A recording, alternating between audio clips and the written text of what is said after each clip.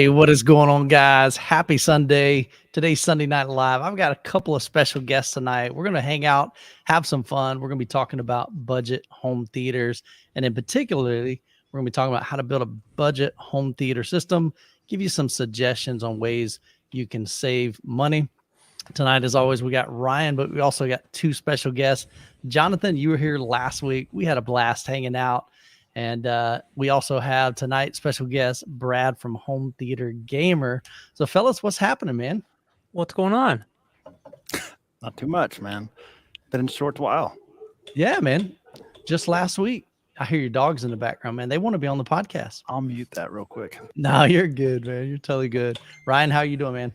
I'm doing good. I'm very tired. We did a lot of landscaping, but moved 4 tons of rock. That's insane. It was a lot. My wife's like, never again. I'm never doing this. Like, yeah, you're never doing it because you make me always do it. So of course you're not going to do it. But I'm good. I'm ready to talk. I think tonight's topic is going to be a really good one. I'm excited about it. Well, good. This is going to be a lot of fun. We're going to go ahead and jump into it. So just to catch you up to speed, last week I tried something new on the channel. So I'm taking these live streams and I'm chopping them up into individual segments so that you can find those by topic, but also get those out to people that maybe don't have an hour to hang out with us. And so we're going to go ahead and jump right into it as always. So fellas, let's go ahead and start with building a home theater on a budget. We're going to talk about not so much a set amount per se. I know we talked about it behind or backstage.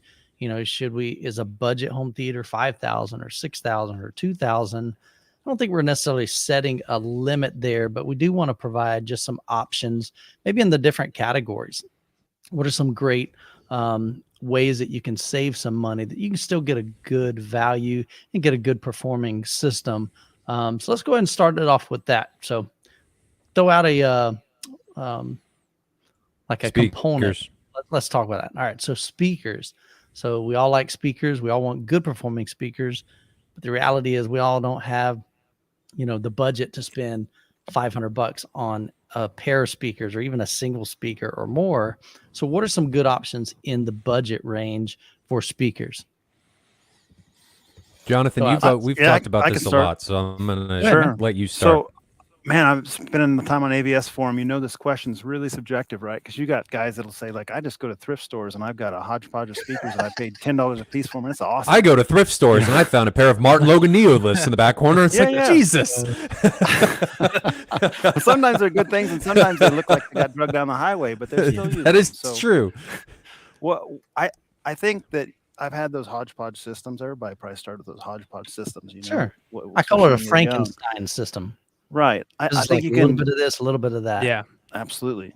I think you can gain a lot of value by getting matching speakers. And I think the pro audio world is a good way to go. So my last system before the JBLs that you see in the background here was Mackie C200s.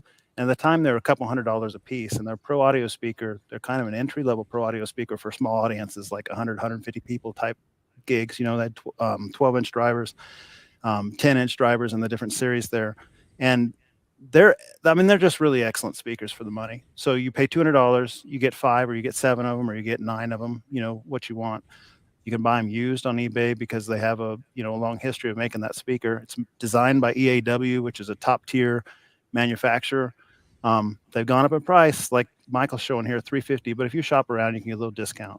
Another one that's similar to this is Behringer 212XL and 215XL. They're on ABS forum. They have thousands of posts in the thread for those things. A lot of people like them. I've heard a system full of nothing but Behringer 212s, and those were 179 at the time.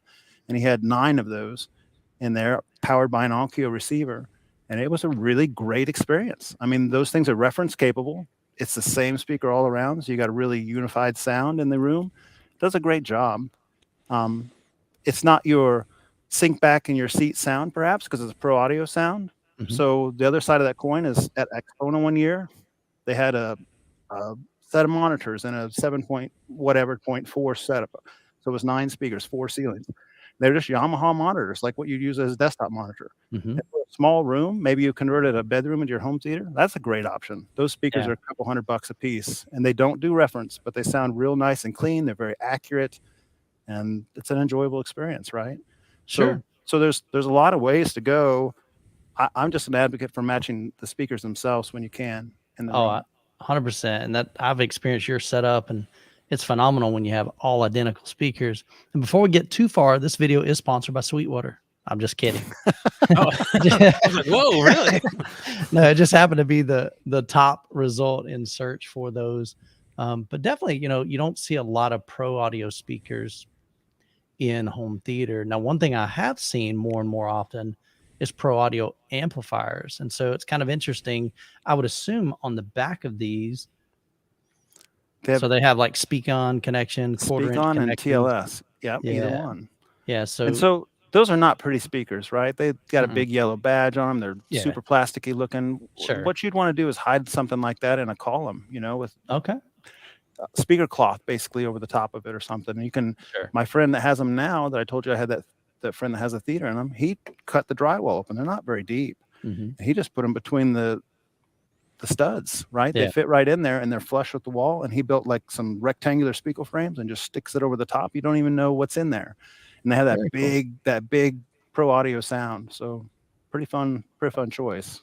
All right. So that's a couple of pro audio speakers. Brad, what kind of I know, and I invited Brad on here. Number one, he's a good friend. Number two, he's got a great home theater channel, Home Theater Gamer. So if you're not subscribed, definitely go check his out. But Brad he just moved and he's building out a whole home theater on a budget. And so I thought Brad would be great, provide some great insight to this conversation. So Brad, kind of tell us some of your recommendations in regards to speakers. Oh, absolutely. Thank you for having me. First of all, really fun to be here. I'm in a little bit of kind of a different walk of life, so to speak. I don't have the budget really to buy new speakers, so I'm just using the ones that I have. But if I had to choose, I am a huge fan of the entry level, believe it or not, Pioneer Andrew Jones speakers. Okay. Specifically the second revision that they did. They came out with like the FS21s originally, but like those are the floor standing, but the FS22s kind of have a little bit more top end, a little more high end. They sound a little bit more balanced. But I don't know if they even make them anymore. That's the problem. You can find them on the used market for about $150 for a single floor standing speaker. So you get a couple of those. The CS22 is around $100. Okay.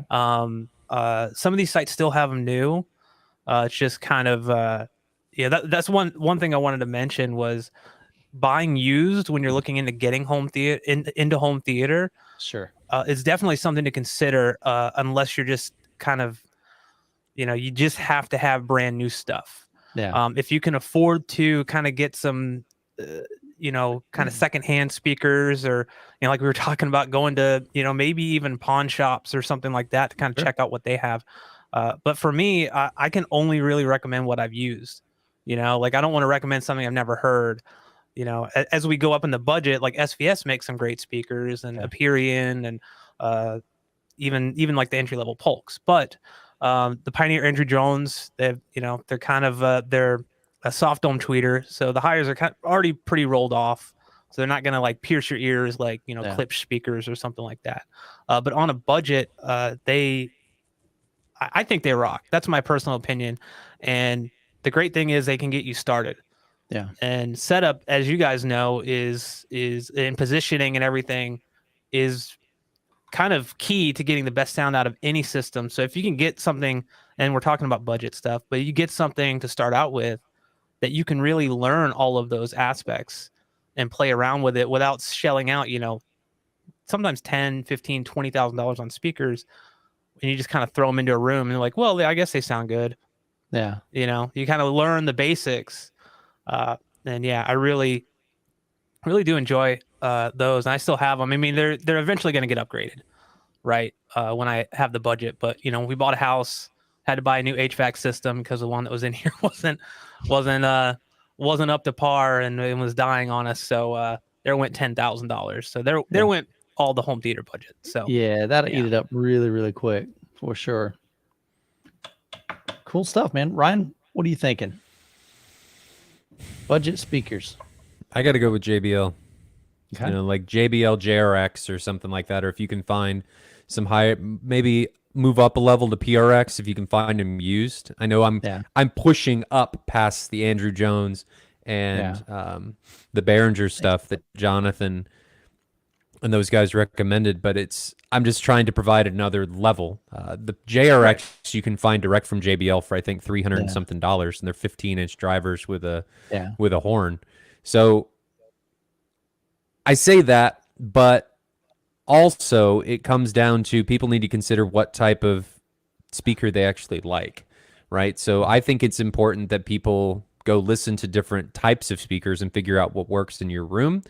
And before you go make a buying decision of, oh, I'm just going to buy these because they work on a budget, make sure you go listen to them, because you may not like how they sound. And I know you can EQ.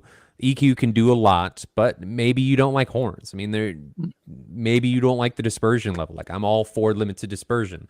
My speakers are 30 degrees, so it's what I like.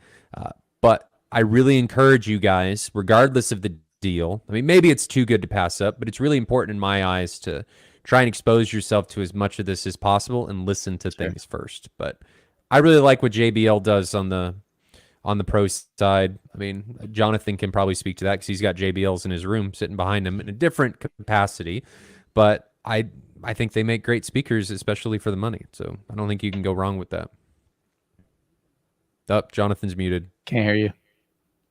We heard him at Keith like a week and a half ago. Yeah, the He had those PRXs. PRX 400 series.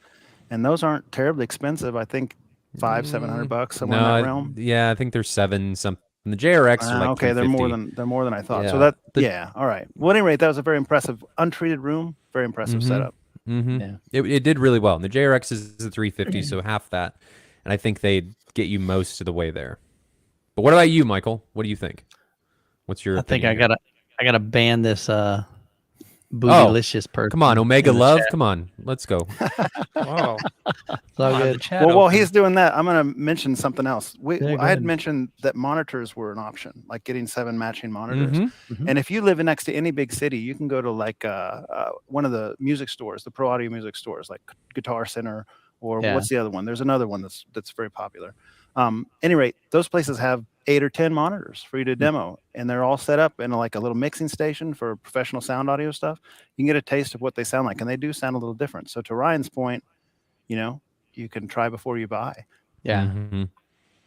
Jonathan, but I also think it's important. I think it's important to go through and listen to different types of speakers, kind of like what we did at M-Wave with horns in comparison to traditional dynamics, in comparison to a line source, and figure out what you like, because they're all going to be slightly different. You can EQ them back, but they're just going to be different. So I think it's very important to expose yourself to as much as possible before you spend any money. Yeah, Adam says he spent $250 on 7 speakers. Man, that's phenomenal. Wow. I'm That's not a youth man familiar deal right now. SM122s. Who is that? What brand? I'm looking. I'm not familiar with that. Let us know in the chat, Adam, what brand that is. Top entry for an SM122 is Bulbasaur for Pokemon, so I don't think that's what it was. I think they're Infinity Studio monitors. Okay, gotcha. So I'm assuming these are probably used, I would imagine, at that price. So I'm all for it. There's several guys that mentioned a youth man deal. I spent probably the first 10 to 15 years building my home theater in the used market because I didn't have a whole lot of resources. Yeah. And there's definitely some value there. You can get some older speakers that perform very well, that fit your budget. Somebody that's wanting to upgrade, somebody that's moving. Sadly, there have even been times where, somebody's getting a divorce and they're like, look, I just want these speakers out of my house or I need it to pay bills or whatever. And you never want to try to rip them off, but I have no problem saying, hey, here's what I'm willing to pay. If you're willing to sell them for that amount, let's do a deal. I see what Michael's buying strategy is now. It's all coming together. I'm just saying, man. Prey on the mistress. I never. I get it. Dude. Yeah, I never did that. But going through a divorce, somebody is widowed. You just check out the court records. You can get quick access to all the deals. I'm just visualizing Michael going through the obituaries. Who can I call? That is so messed up, dude. I'm just gonna show you. I mean. This right here, that's terrible, dude, but it's hilarious. None the same. All right, so this right here, this was a $6,500 system. This was the Clips Reference series. So it's above what they sell at what they call the Reference series now at Best Buy. It's not that series. It's above the Reference Premier. So it's a really nice setup. The towers were at that time were $1,800 each. It was about about $6,500 system. I made 3 trips, 3 hours each. So I drove 9 hours total over a period of about a week, and ended up buying that whole system for $2,000. Wow. So, I mean, that 2,000 is still a lot of money, but that was a killer system. I didn't need the bookshelves. So I sold those, I think, for $800. I ended up selling 2 of the towers because I didn't need 4 towers in my theater room. So I sold 2 towers to a friend of mine. He had an older clip system. I said, look, sell it whatever you can get for your system, and I'll just give you these towers. And so he sold his system, sent me the money. I gave him the towers. I had another center channel. I had another pair of speakers. All of that was an upgrade to him. So he got a blessing. I got a blessing. The woman got some cash. So it was a win-win for all of us. But those types of deals are definitely out there. But you got to be continually looking. You have to have some money set aside, and you got to already have the wife's approval to spend that money. When those deals come along, but you never want to lie. You never want to, try to be deceitful. You just, no, I didn't listen first, man. Heck no, not at that price.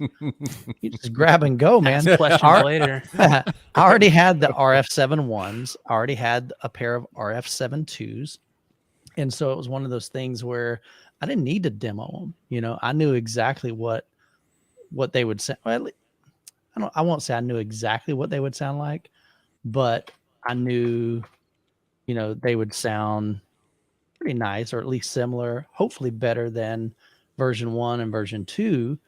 And as you see in this picture, we put them all in the living room and just had some fun with them. But definitely the used market. Somebody mentioned ELAC. So I've only heard one set of ELACs, and that was at Audio Advice Live. They had a pair of their really small pair, but they were active speakers, but they've got some very budget friendly options. I was going to mention Monoprice, but I mean, even theirs with the little towers, they're probably about $400 a piece. So that's probably going to be stretching a budget home theater. So I haven't had a whole lot of experience with budget stuff, other than I did review recently a pair of the OSD. They're like monitor speakers. They're about $200 a pair. I mean, that's super affordable. They've got some active ones for, I think, $400 a pair or something like that.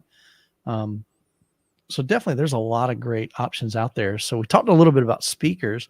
What about AVRs?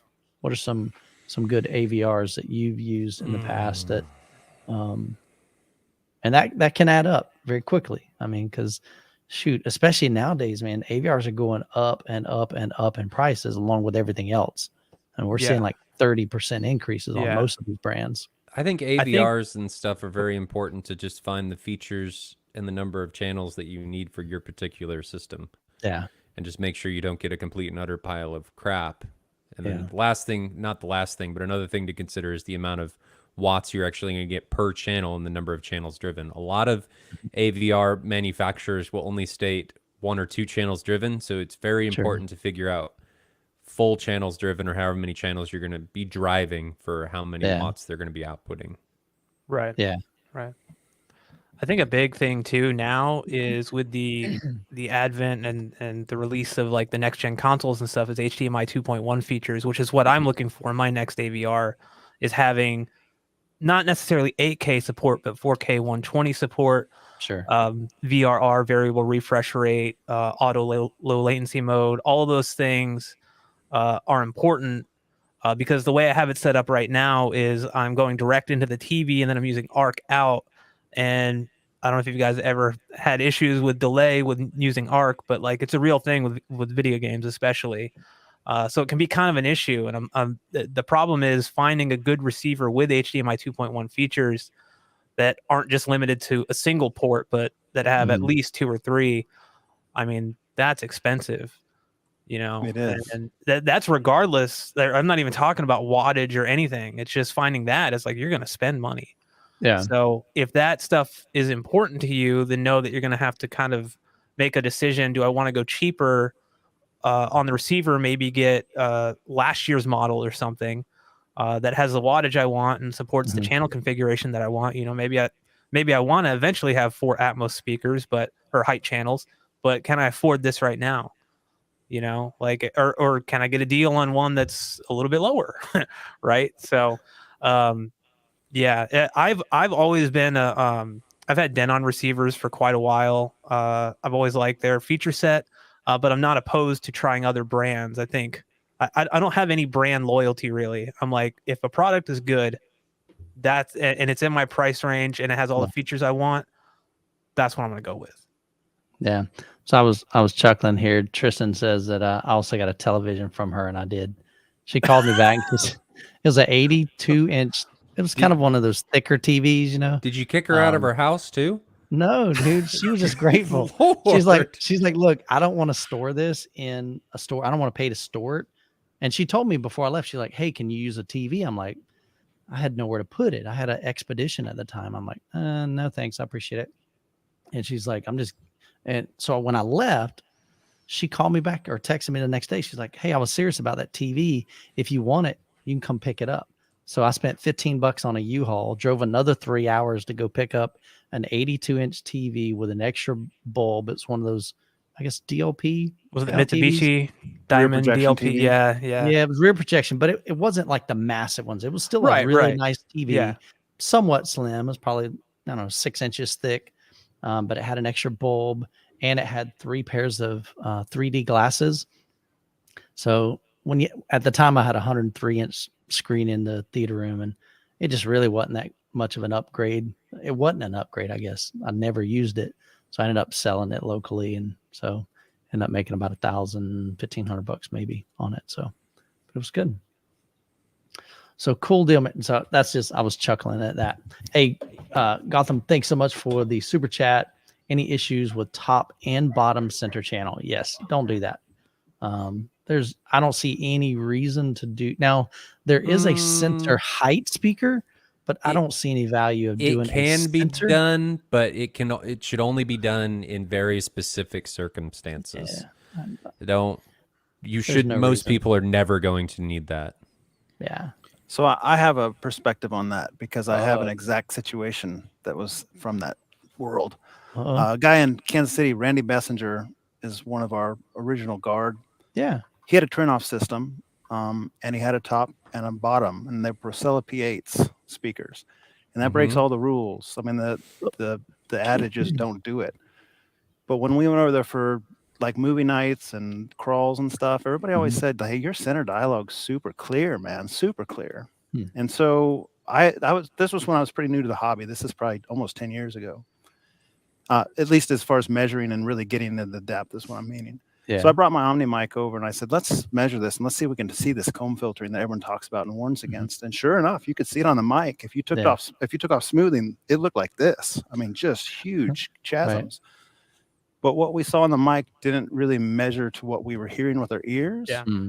So that was real curious to me because I mean, I firsthand heard it. We had 50 people in his room one time in the 2015 crawl, I think it was. Yeah. And everybody was talking about how good the dialogue was. That's with 2 centers above and below. So I think there's certain things that look horrible on a mic. And because we think like, all right, this is scientific data, this is it, we say no. Yeah. But I've said it before and I'll say it again. I'm not sure our ears always hear the same way a mic hears. So that's my experience with it. I'm having to rely on people that I assume are much smarter than I, and they're like, yeah, comb filtering, evil, bad, you don't want to do it. So I'm like, all right, I'm trusting their judgment on that. So that's totally fair. I'd have the exact same answer if I hadn't had that real world experience, and maybe that's just one real world experience. Sure. So, maybe if it was in a different room, I'd have a different takeaway. Yeah. In his room, that's what it kind of turned out. For sure. He likes your perspective, man. Super cool. All right, so we've talked about. All right, let's talk about subwoofers, man. I had one up here.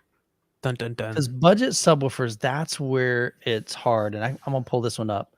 AVH 700 says, pro audio subs. So the hard thing with pro audio subs at least in my experience. I had a buddy of mine that had an old Mackie. Thing had a ton of output in his room, but it only went down to like 30 hertz. And so a lot of times with pro audio, they're designed for music. And so you don't need super, super low bass. So a lot of them don't go down to 20 hertz. So what are your thoughts on using pro audio sub? I don't know that they're designed for music. They're designed for a totally different listening environment. Because I think there's plenty of music that can get down that low. It's just designed for a different environment and experience. I would say at tremendous amounts of output. I think it depends on if that fits your particular role. I mean, Jonathan, you've got the Eons right now. What's your take on those? I would rewind my take back to our 2011 subwoofer meet. I had the question, right? Like, I see these pro audio reviews and they're saying, hey, these 4 18s can control someone's heartbeat in an auditorium, and you're like, wow, I want that for my home theater.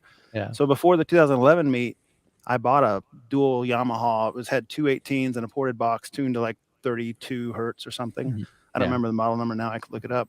At any rate, it got super loud, right? And at first blush, when you're playing some of the stuff that has like 30 hertz content, you're thinking, this is extreme. This is awesome.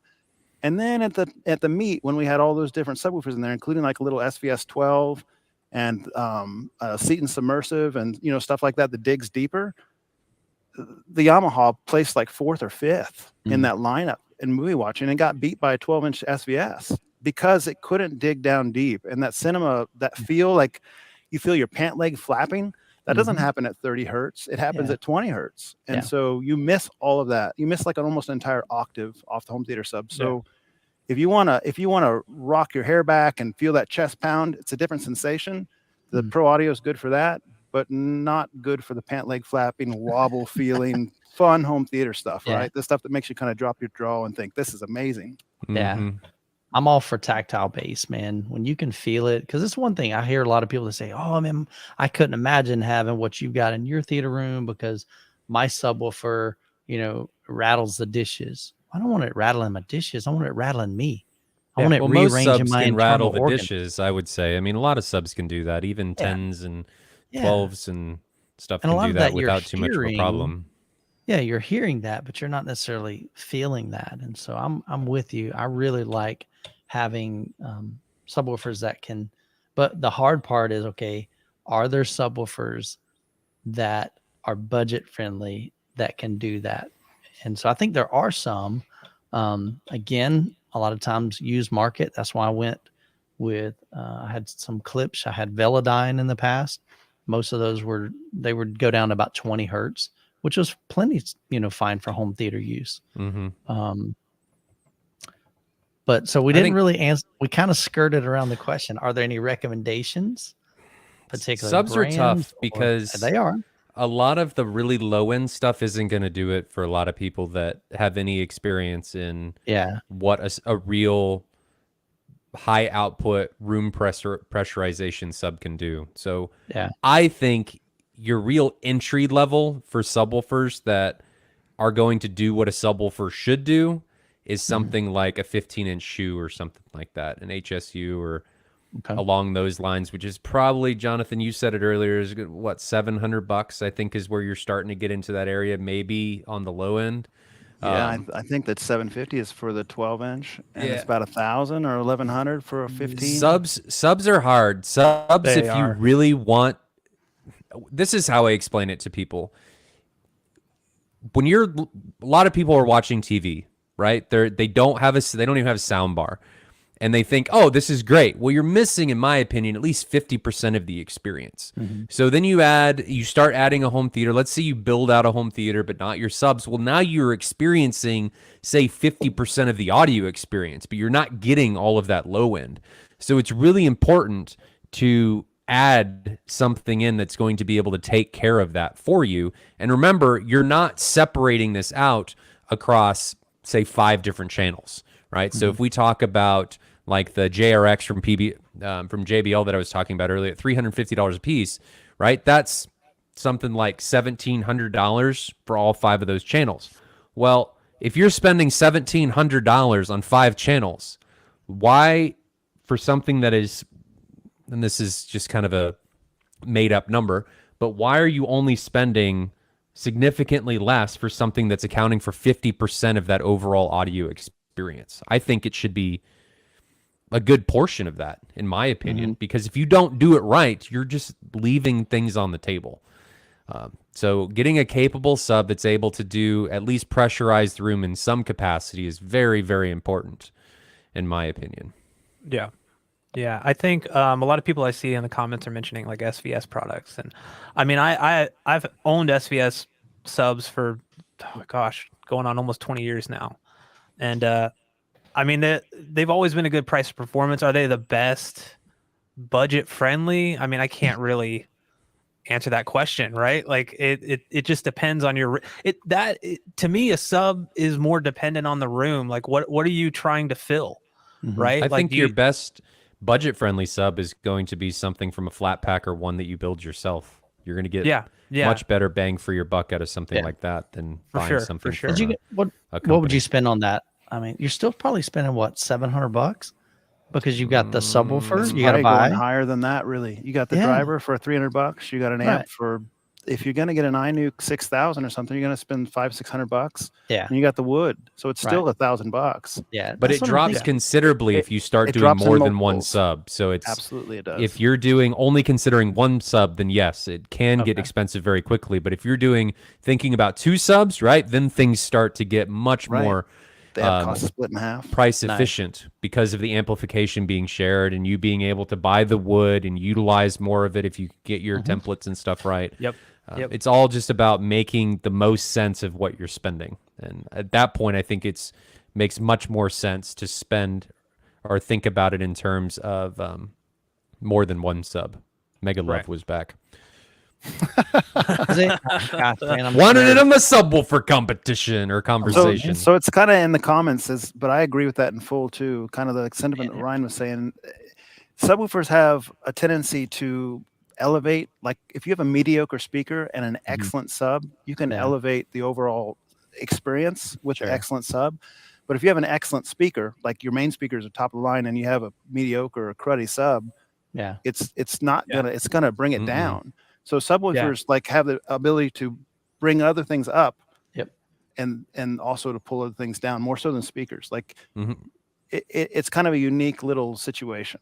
Well, we've talked about this before. I believe it wholeheartedly. Unanimously, if you put speakers side by side and they don't have crossovers, it's just the speakers by themselves. I think most people are going to pick the speaker that can dig deeper and get lower as to which one they're going to they think sounds the best. I mean, we saw it at M-Wave. I mean, look at the 18s and what the RTJs were able to do, and it was very easy to see, at least in my opinion, people's opinions, because it was able to get deeper. I'm not going to touch on how good each speaker was, but if the speaker can get lower, a lot of people have a tendency to think that it's better.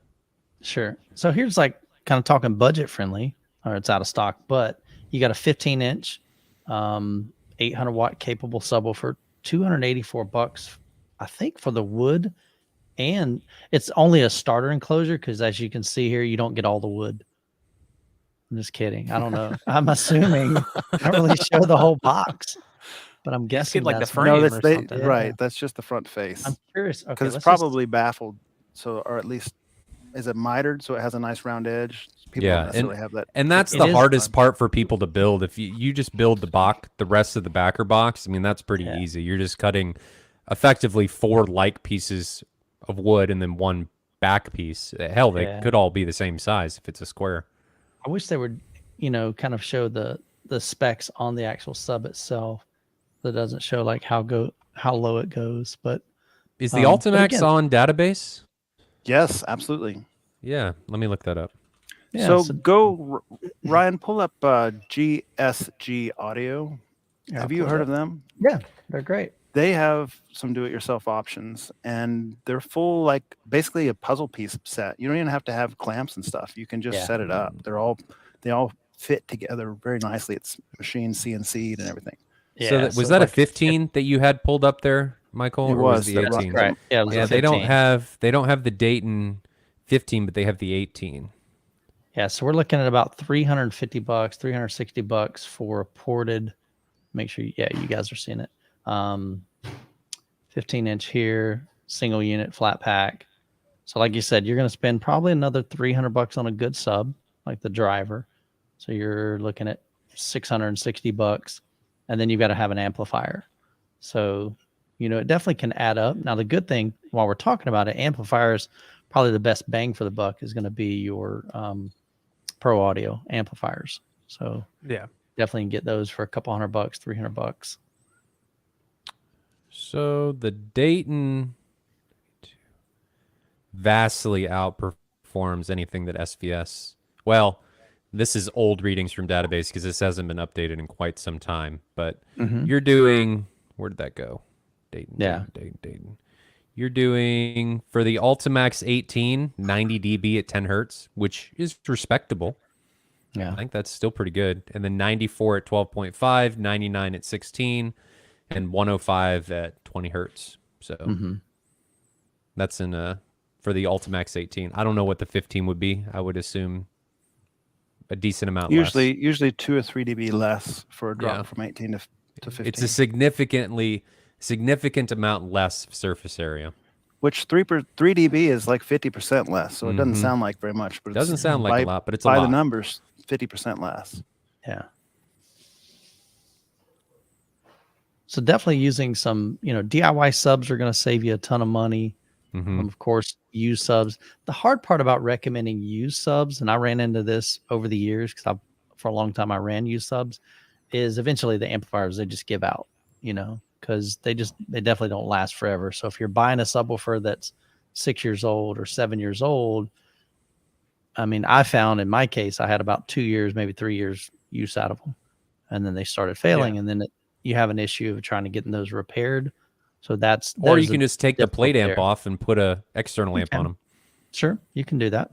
And it's not near as complicated as people might think. Yeah. I mean, I remember being scared away from that 20 years ago when something like that happened. And if I would have just dived in, it's not difficult. Yeah. So Randall has a good question. He says, does Rhythmic sell DIY subs? I don't think so. I don't know. Nope.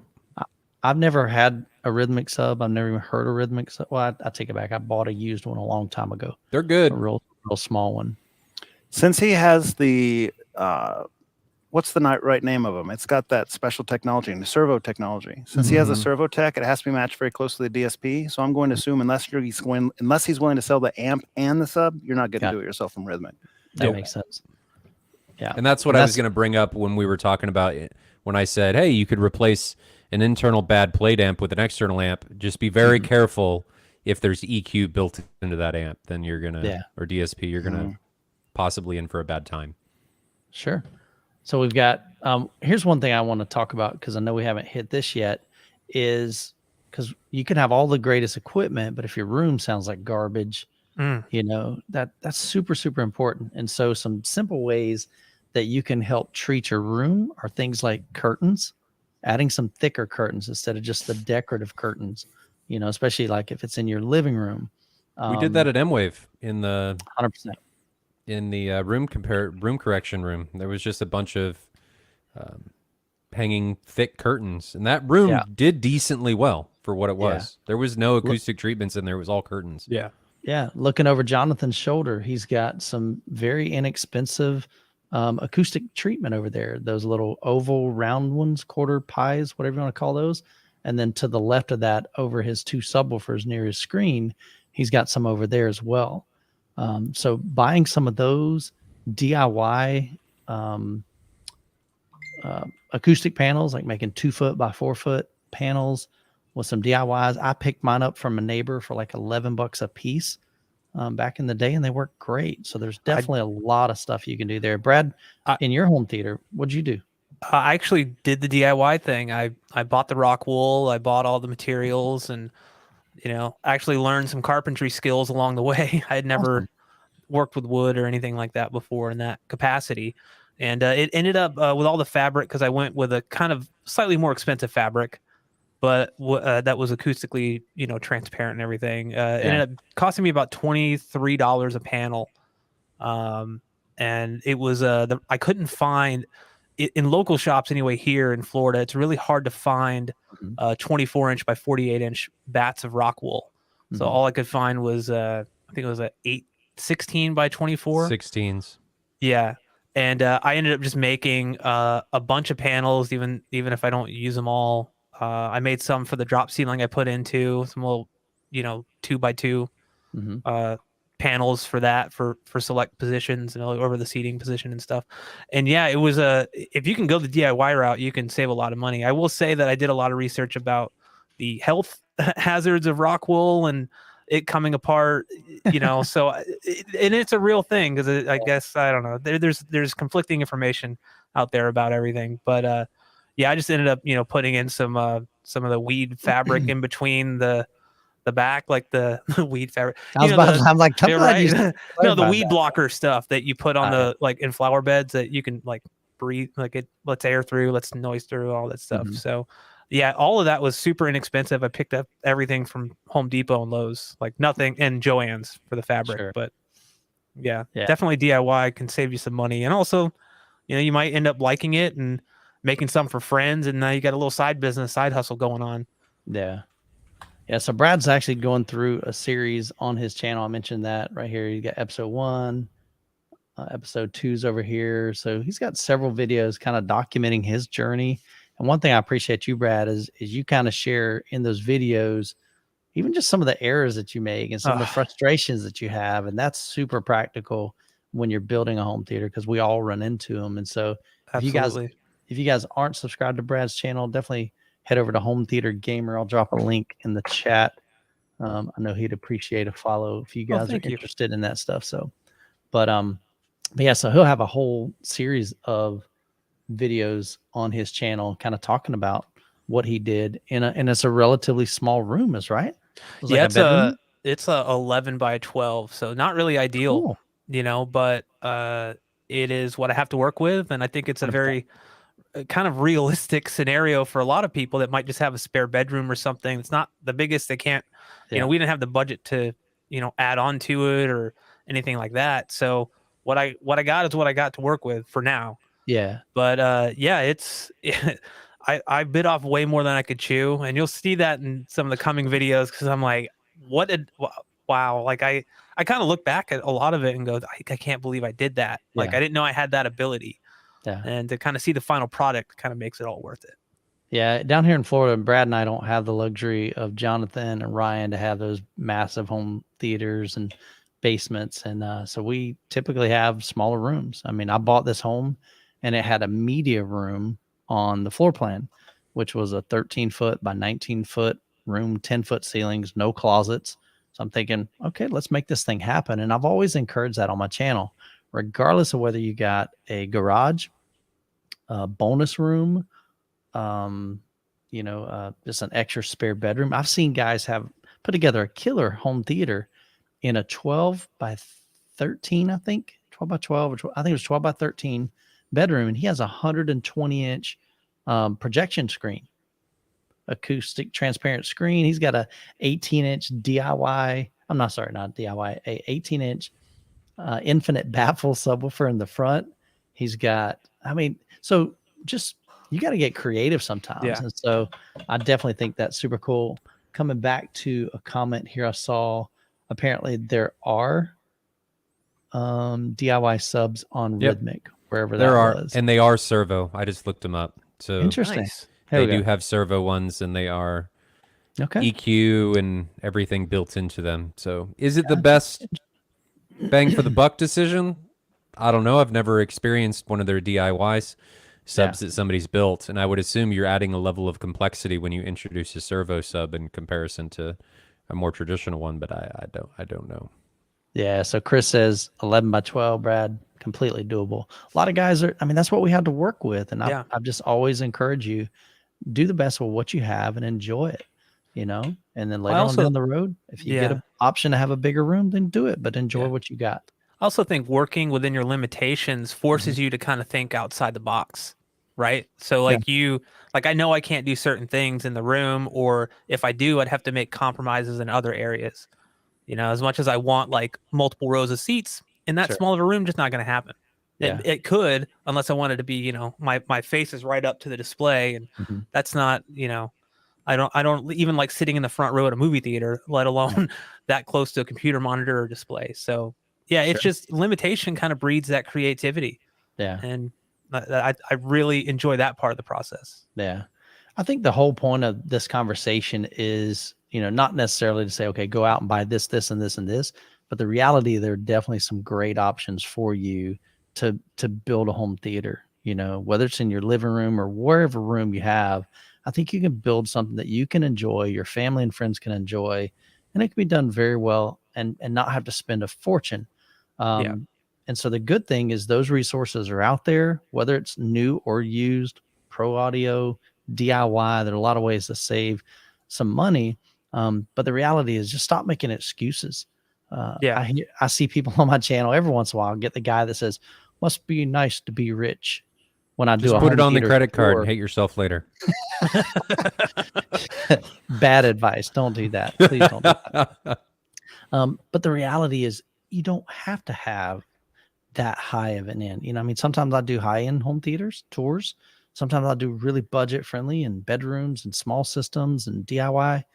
I kind of try to provide a little bit of everything just to give you some inspiration.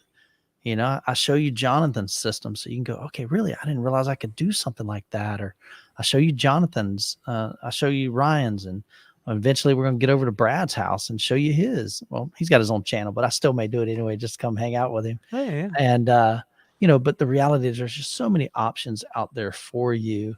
Is there any other topic before we get to the questions? I think display. I was going to say display. Okay. So what are some options there? Because I am clueless when it comes, especially TVs, if you're talking about that, because I don't even own a TV. Yeah. I guess I'll kind of take the reins and start with this one only because as a gamer, you basically have a choice right now that if you want a really good quality image and want gaming features like the HDMI 2.1 stuff offers, I'm not aware of a projector on the market that can fulfill all of those and still have like a picture that because let's face it, people that are going to play like competitive multiplayer games are probably not going to game on a projector. They're going to game on a computer monitor or something with a 360 hertz refresh rate or something. Frames win games, as some of the saying goes. But so if you want all those gaming features, then a TV is kind of, in my opinion, your best option. I currently have a 77-inch C1 OLED, LG OLED, and I love it. It has all the gaming features. If HDR brightness, peak brightness is something you're after too, then it's basically like a compromise between do you want the screen size of a projector or do you want the kind of dynamic punch that like a really high nit HDR display can provide. And also you kind of you can get some TVs, especially like the C1 right now, you can get for dirt cheap because the new C2s came out, so you could save a lot of money there, and if you have a smaller room too. Well, the LS12000 can do 120 hertz, can it? I think so. Can it do variable refresh rate? No. Only the Acer is the projector models that have VRR, and they're DLP. And to your point, I'm not sure that people want to game on DLP necessarily because the black levels aren't so great. Yeah. But they have 240 hertz, 1080p VRR, which is interesting. I put the link in the interesting. Yeah. Is this the model you're talking about here? That's the one I have, and it's currently really hard to find. I know some of the other models, like if you're looking for like a 65-inch. Yeah. Is that bad or? No, that price is just Amazon inflated. I got you. Yeah, you can find them when they go on sales for under $1,500 right now. But that's the model though. Cool. Yeah, I paid $2,400 for mine from Best Buy on sale. But I'm seeing them all over. There's a site that I've used before called Green Toe, and you can get them for about $2,000 for that size. That's we're talking about 77s. Ignore what I just said. I thought you were talking about 65s. I'm gonna reach out to you. $1,500 for a 77. Go find Ryan. Right? No, but yeah, I really like them. I mean, burn-in might still be a concern. I'm not concerned about it, honestly. These panels are. I have the one that has technically the Evo panel, but it's still a C1. So they're supposed to be more resistant. But Yeah, it's basically that compromise of screen size and features and black levels and all that stuff. Yeah. Like Jonathan was saying, DLP not necessarily known for their insanely deep blacks. Very cool. Channing says, hook him up, Ryan. That's awesome. I'd like to hook myself up on that one. On But- projectors, I'd say the end-all be-all probably for budget is going to be Epson's probably 5040 Yeah, in that that's very price range. popular. I mean, it's Very you popular. can't beat its price point for what it gives you in performance. $1,500 or less, probably about $1,000 if you can find them used, but they're hard to find. Yeah, definitely some good options there. I mean, for home theater, if you're talking just strictly home theater, it's hard for me to sway anybody to go with a TV. I've done videos on that, just talking about my personal perspective on that. It's hard to get a true immersive, great home theater experience on a TV. I don't care if you've got an 82-inch TV, 85-inch TV, unless you're sitting 5 foot from it. To me, that's not the home theater experience. Are your black levels amazing? Yes. Colors, vivid, beautiful HDR, absolutely. But I'm telling you, man, once you get to experience a home theater, that's got a 100, 120 inch, 130 inch, 150 inch, or whatever screen, that's pretty exciting. I'll be honest with you, man. It pulls you into kind of like we were talking about with subwoofers earlier. Having that immersive experience, man, just adds a whole nother dynamic to that movie watching experience. I think on that line, Michael, I was considering at this last go round dropping to a big TV because they've progressed so fast, so much 100%. further than projectors. At any rate, as a test, I lowered my screen size down to 85 inches. Okay. And I watched a few movies on it, and I was like, no. You were bored. No. Yeah. 100%. Now, I will say, like, for movies, projectors are like, in a perfect world, and what I would love to do in my theater room eventually is to have the TV for games, for VRR, and then have a projector for that immersive movie watching experience, right? Because I'm kind of strange in that regard, as I've always preferred to game on a TV just because I get a little motion sick on a really big screen. Gotcha. So that's something else to consider too. But yeah, I really love the projector experience for movies, but for games, it really depends on the games, especially now games most games support 60 frames per second, 30 frames per second on a big screen. I mean, when you're talking about movies, is one thing. We're talking about something that you're literally controlling the character. And someone mentioned in the comments that typically on a projector, input latency is slightly higher than most TVs, even the lowest ones even in game mode. I don't know how true that is. I don't have any data to back that up, but it sounds kind of right to me. When you're dealing with that low of a frame rate and you're moving your character with a controller. It's kind of akin to putting on VR glasses and playing that, or VR goggles and playing that game at 30 frames per second with those. It would give you a headache after a while, and that's what I used to know. Certain people, I see some smiles.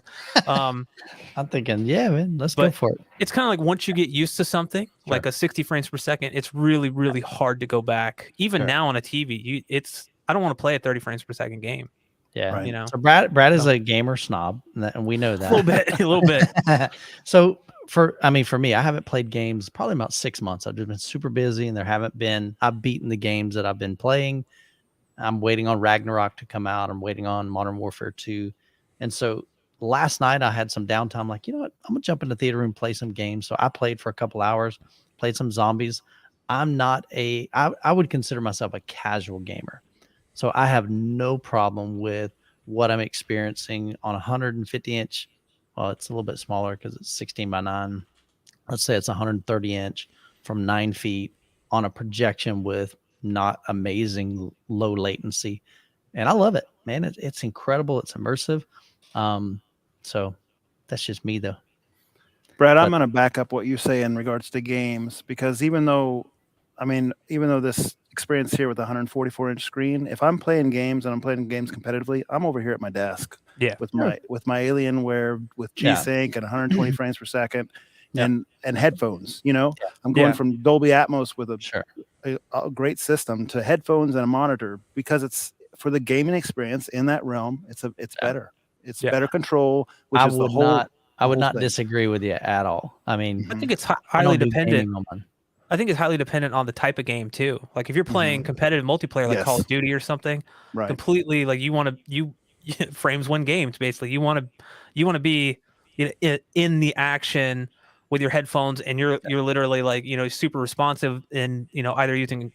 You can't really be super responsive with a controller, so you're probably keyboard and mouse Keyboard too. and mouse, absolutely. Yeah, but if you're playing a single player game, that's more story driven, maybe we're talking about like Horizon on the PS5 or something like that, then on a projector, absolutely, like that instant input isn't really needed, right? Like Right. you're not there. But I'm totally I'm totally with you guys. Like it's not, again, I'm not knocking projector gaming because some people love it, and it's some people it just I think someone in the comments said I deal with motion sickness, and it's like it's an issue for a lot of people.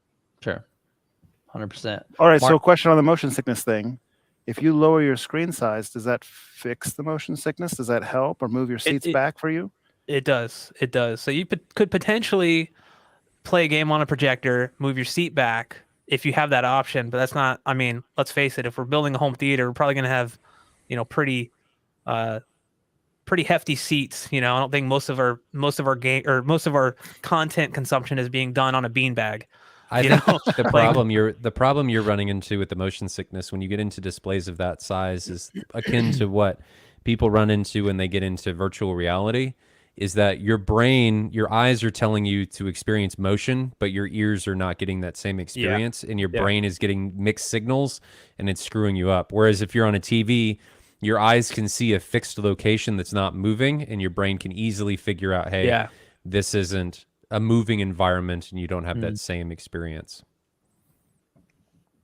Agreed. I think it's time to go to questions. Let's do it, man. Yeah, I'm ready. So before I jump in that, just real quick, one way to save you some money, I'm gonna do a little plug here.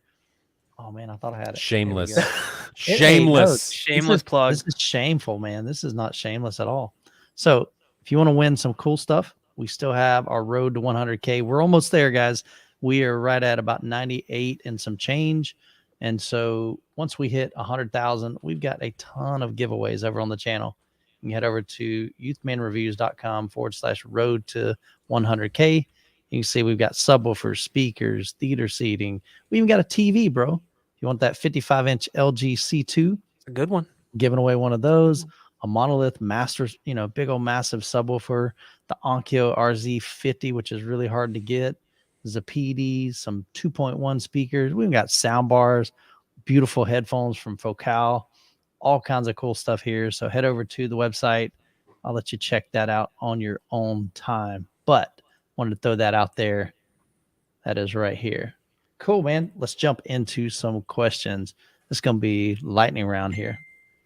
Comment starred. Here we go. All right. So Chadman says, what percentage of your budget should go to speakers, display, AVR, subs, etc.?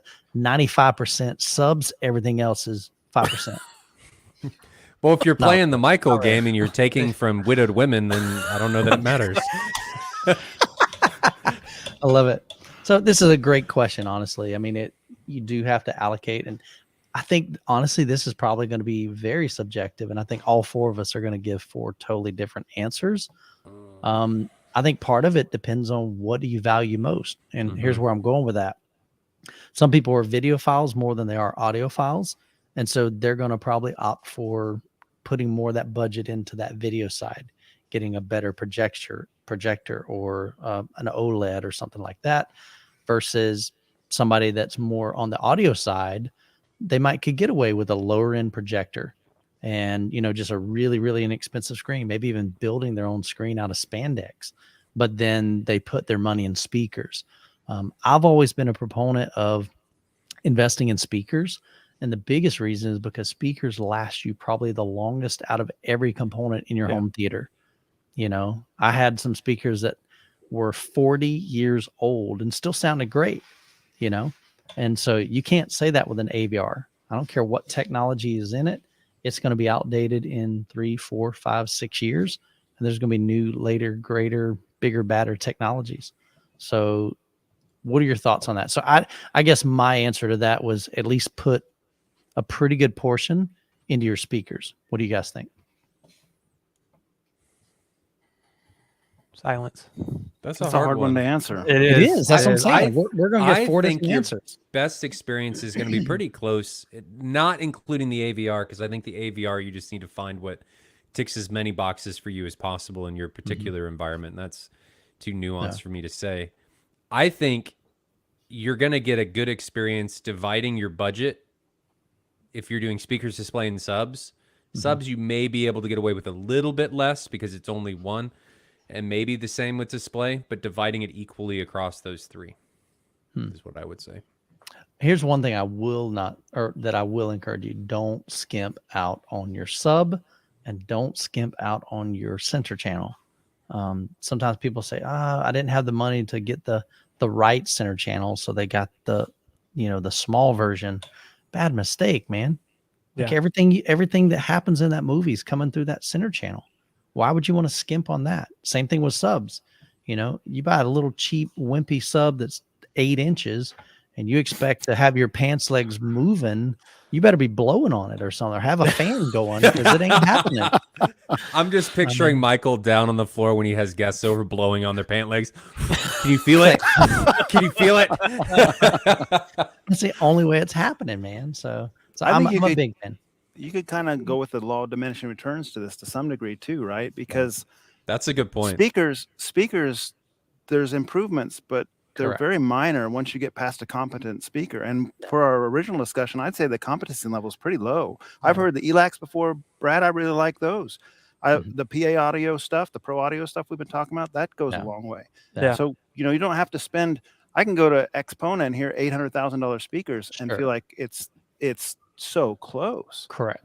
Right. I guess where I'm going there, it's not so much about how much you spend on it. Just don't skimp on the speakers. You know what I'm saying? That's what I mean by that. But to continue the thought, with subs, I would argue the opposite. There isn't a cheap entryway, and we've all kind of echoed that same refrain. I've done probably about 6 or 8 different subwoofer meets.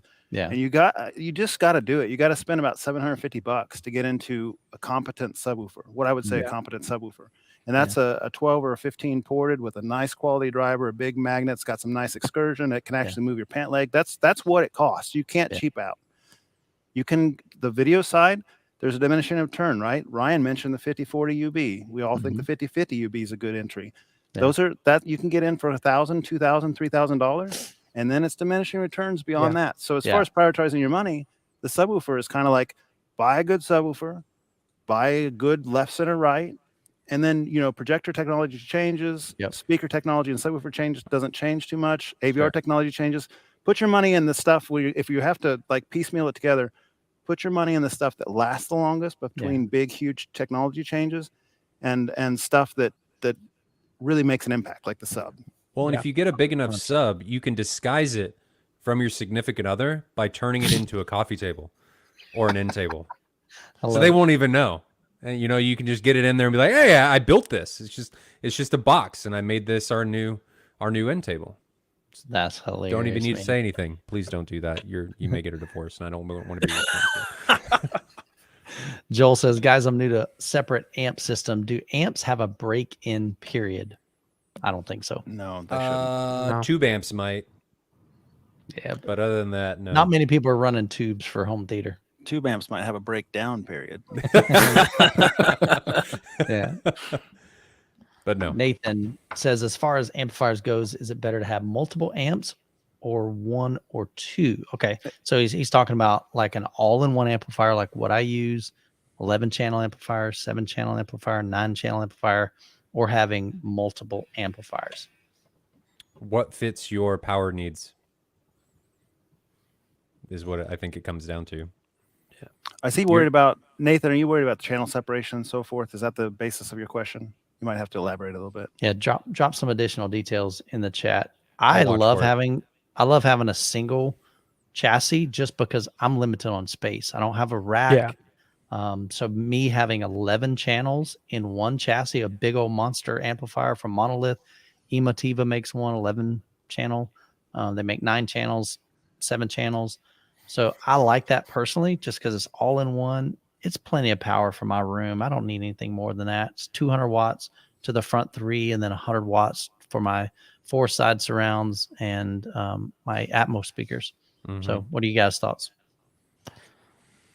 I mean, yeah, I mean, Ryan pretty much answered it. Like, what are your needs? Like, what's the use case for it? You know, I personally don't run separates right now, the separate pre-pro stuff, and that's an eventual goal of mine. But yeah, I think, yeah, I do know a lot of people that have separate subs for, or I mean, separate amps for their bed speakers and their Atmos. Like those are all in one, and they'll have you know a separate amp for their subs. That's not. I haven't seen that be too uncommon in a lot of setups that I've seen in person. But it's also it depends. Like if you're going DIY subs, and you know you are going to need an amp. So and a lot of the systems I have seen have had DIY subs. So that was their only option, but they decided to just kind of okay, I'm going to have a separate amp for this and separate amp for that. And to me, that seems like cleaner, especially if you have amps that, are, I don't even know what I'm saying right now.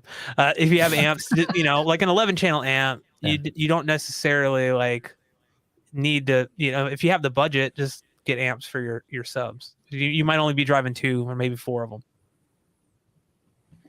I don't see a whole lot of reason to have if the purpose is channel separation, like where you only want your lefts connected to one amp and your rights connected to the other amp. I've read stuff like that on AVS Forum over the years. I'm actually doing it right now because I have 2 8-channel crowns for all my mains. So all my left are on one and all my right are on the other. But I can't tell a difference. It's just kind of like one of those superstitious things to me that I don't really think matters. Well, it's convenience factor too, because you know what side is on what amp, I would say, in your particular case. Yeah. I think it comes down to how much power you want. If you need tons of power, you're going to be much harder pressed finding that in multi-channel amplifiers unless you go big money on the pro amps. It's just not going to happen. There is another company that I've heard of. I think it's called D-Sonic. They're adding some pretty significant amounts of power in their amplifiers. So that might be an option there. But again, I mean, you're going to spend some money on them. That's for sure. So, but definitely great question, Nathan. Appreciate that. So here's a question from Boxcar. He says, are monitors different from bookshelf speakers? Now, is he talking active monitors? That's a good distinction. Go ahead and pursue that.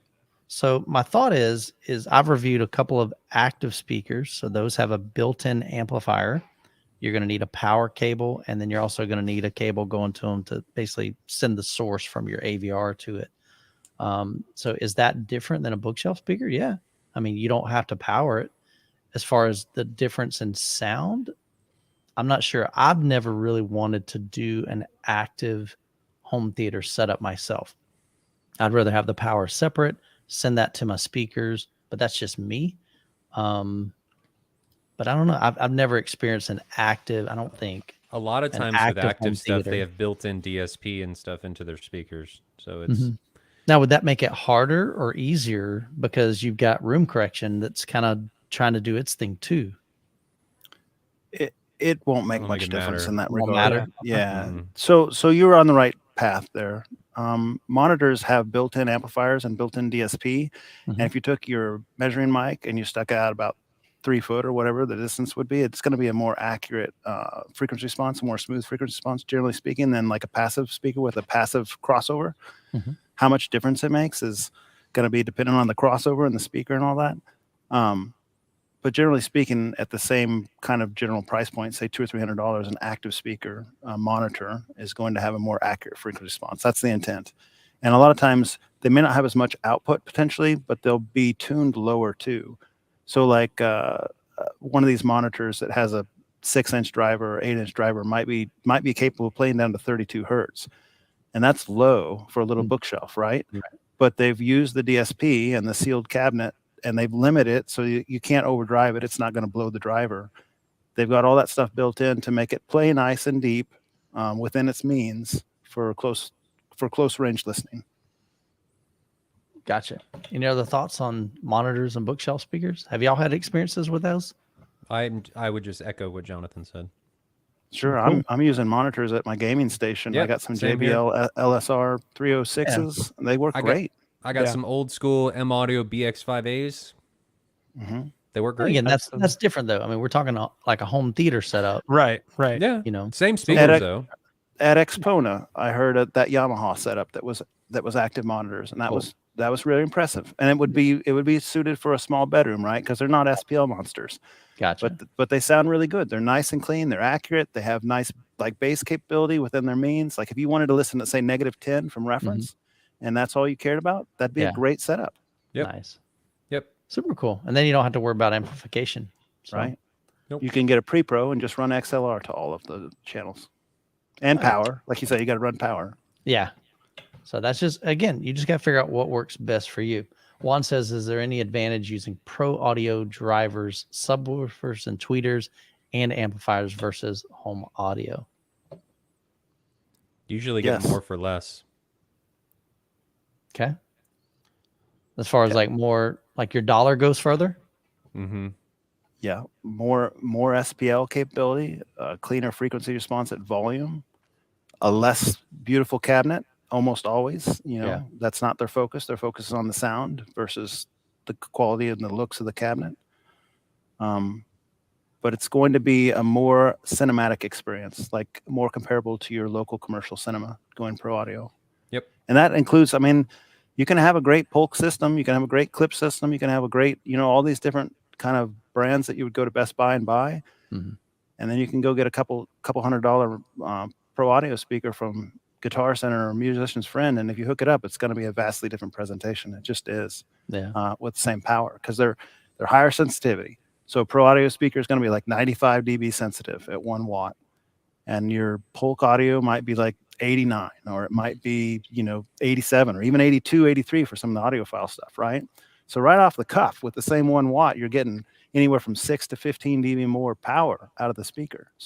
And they have a lot more headroom too. So where a Polk or a Clips might kind of start to fade out as you get towards reference, the pro audio stuff still got 5 to 10 dB of headroom in the tank. So glass shattering in a movie, it's going to be very intense and very in your face and forward and present, and kind of maybe be muted more on a traditional audiophile or soft dome type tweeter system that you'd buy at a retail store. Yeah. Gotcha, man. So definitely it can work. So if that's the direction you want to go, head that way, man. Jason says, what are your thoughts on passive subwoofer? I guess using an external amp. I don't think it matters. I think you're going to get virtually an identical experience as long as the cabinet's the same size, and it doesn't matter, in my opinion. Right. You can do all your DSP externally. Yep. So You're there's just some pros moving and the amp cons. internally to externally. It's more about aesthetics and location and convenience. You just got to know how to build your subwoofer cabinet and do it right. Mhm. Well, I mean, Especially you can buy passive subwoofers. That's definitely an option. There's companies that make those. It's just what route you want to take. Yeah, and so if you're talking about those pro audio subwoofers, we kind of spoke about that earlier in the video chat, so you could probably that's a good rewind. point.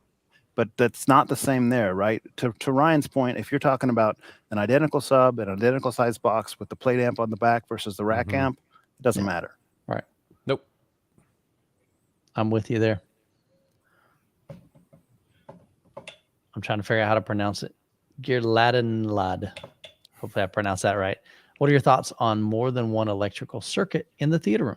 So I know Ryan's got a bunch of them. I have a single 20 amp circuit for my entire theater room, except for like my lights and just regular outlets on the wall. But all my gear, my subwoofers, my projector's on a different circuit, but all the audio part is 120 amp. Jonathan, what are you running in your room?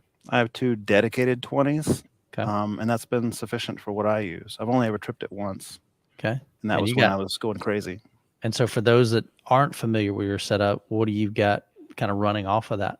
I got 4 6,000 watt amps, a 3,000 watt amp, another 2,000 watt amp, the receivers, all the gear, the projector, like all that stuff, right? So But if you were to push all of that all the way to the max, like drawing I'll trip the 6,000 breaker, watt, which I've done. Sure. I've done once, but only once. And you guys Dude, have been over here. I've played it heard your loud. stuff. It's insane. Yeah, but Yeah. my point was people I think have an overestimation of how many watts they're actually utilizing Right. at any given time, given the output. And we My talked about biggest this problem last is time. turning. Go ahead. Go ahead. Nope. Different. Just I'm on a different topic. Just that the breaker can pass more current than it's Mhm. rated for. So you got that single 20, Yeah. it could pass 60 or 80 for a second or two. Sure. So those base beat thumps that it pulls, Right. it's not going to throw at 20 amps. It's going to Yeah. throw at 60 or 80 amps, unless you just did it continuous. So you try to play a sine wave, you're going to blow your circuit. Yeah, Unless sure. you have 13 amplifiers turning on at the same time, then it'll pop every time. Yeah, you need some delays. Right. I do have, I do have delays, but it's if all my amps turn on at the same time, not even push any wattage, if they just turn on, breaker pops immediately. That inrush of current. Yep. Yep. I'm like Yeah. Michael. I have 120 amp. That's it. But I only have like my system's relatively small. It's Sure. just a 5.4 technically, 4 subwoofers in that small Mm-hmm. room. Yeah, I know. It works for me. Okay. Sure. Mini DSP to the rescue.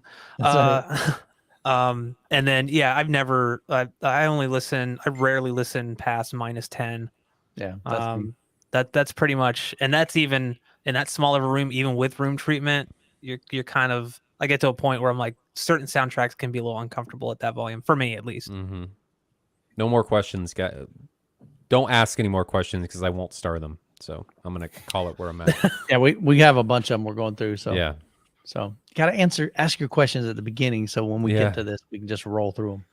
So, I've gotten great them all so far, but don't. If you add any Yeah. more, I'm not going to start. Yeah, I think you can definitely get away with one electrical if that's what you can or what you have. Mhm. If you got a bunch of subwoofers, a lot of amplification, it definitely does not hurt to have multiple, dedicated circuits or 20 amp or 30 amp. But people ask me all the time, like, do I need that? Depends on the Again, setup. I can only share with you what my setup. I've got 2 JTR Captivator RS2s, which are 4,000 watt continuous. I've got the Monolith 11X amplifier, 200 by 3 up front, and then 8 by 100. I've never tripped a breaker. And I run it. I don't like crank it like crazy, stupid loud, but very, very intense, put it that way, in the theater room, and it's totally fine. So do I need all of the power from those 4,000 watts? No, not at all. Now Ryan, he's a little insane, but I don't necessarily need that. So good question there, man. All right, let's see. So Tiago says, hi guys, which is better, one SVS SB 1000 Pro or 2 clips R1 or 12 SW? My room's 4 by 4.5 meters. So I do the math on that. Was that like 12? You're like 13 feet by 15 feet, somewhere. Okay, in there. so okay, so not a massive room, but not like a small bedroom either. Yeah. Will I have bass problems with a single sub? So by bass problem, go ahead, Ryan. I think he's talking about frequency. I'm assuming frequency or response from seat to seat. My suggestion, when this question comes up, is always buy the biggest, baddest sub one that you can afford now, and then get another one at a later date. Mm-hmm. Don't try and spread your budget across 2 smaller subs because you're going to regret it later, Right. and you're going to end up upgrading them. Yeah, there's a lot of benefits of going with multiple subwoofers, even just 2. And actually, I was looking for. We actually talked about that. Here we go. I'm gonna link in the chat a video you can check out. Quality. Man, see, I need a different setup so I don't have to look around my monitor. Let's throw this over here. So this is a video that we talked about that. Should you have one dedicated subwoofer or multiple? So I think you'll find that video pretty helpful. So any other thoughts? I think that SB 1000 Pro is probably suited more for a very small room. And what do you Yeah. guys say the dimensions are? That'd be like 12 foot, 12 by 15 15. foot or something. I think that goes back to our conversation earlier where you need to spend more on your sub. So I'd save your pennies longer and and not buy that SB1000 Pro unless you really don't want loud sound. Because I'm looking at the database sweep on a 12-inch NSD, which is similar to that PB1000 made by SVS a few years back. Yeah.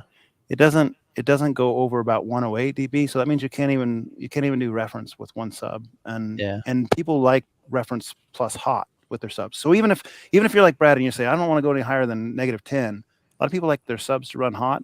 So -10 would require that you need to be at 95, which you can do. And if you wanted to add a little bit of hot of subs, like you want to run your sub 60B or 90B hot, you can't do it. You can't do it with that. You don't have that headroom. And Right. 6 to 9 dB is substantial. It's way more than people think it is. Because as we talked about at the beginning of the show, 3 dB is a doubling. So one thing too is that SB1000 Pro is a sealed subwoofer, and it's their smallest subwoofer. I've reviewed the micro subs. Wasn't that impressed. I did review the SB3000 Pro.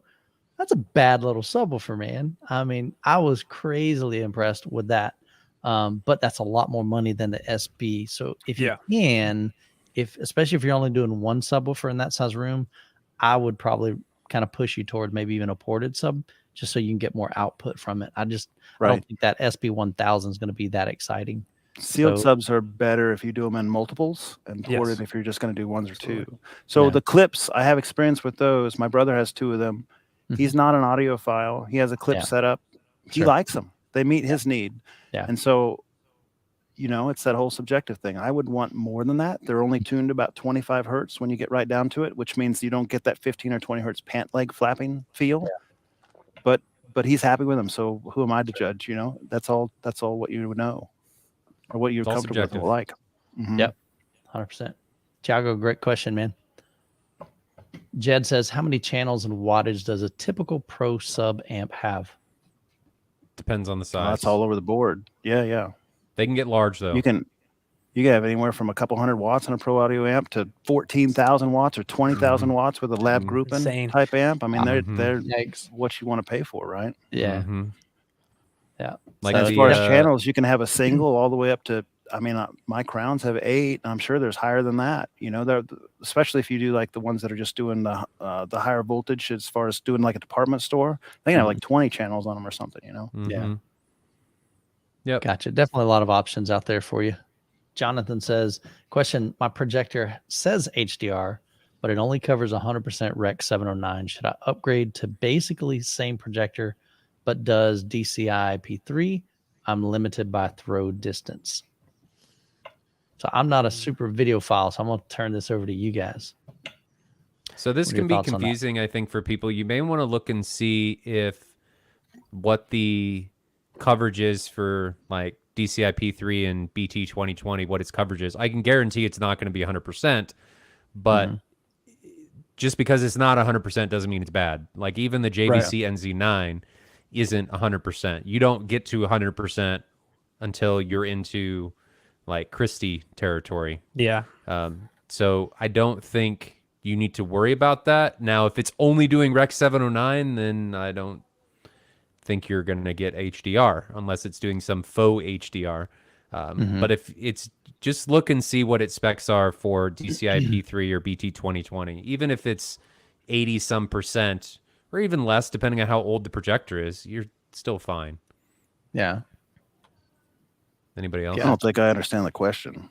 You're wanting to upgrade to the same projector with a better color space? I think there's some confusion because I don't think we're getting all of the information.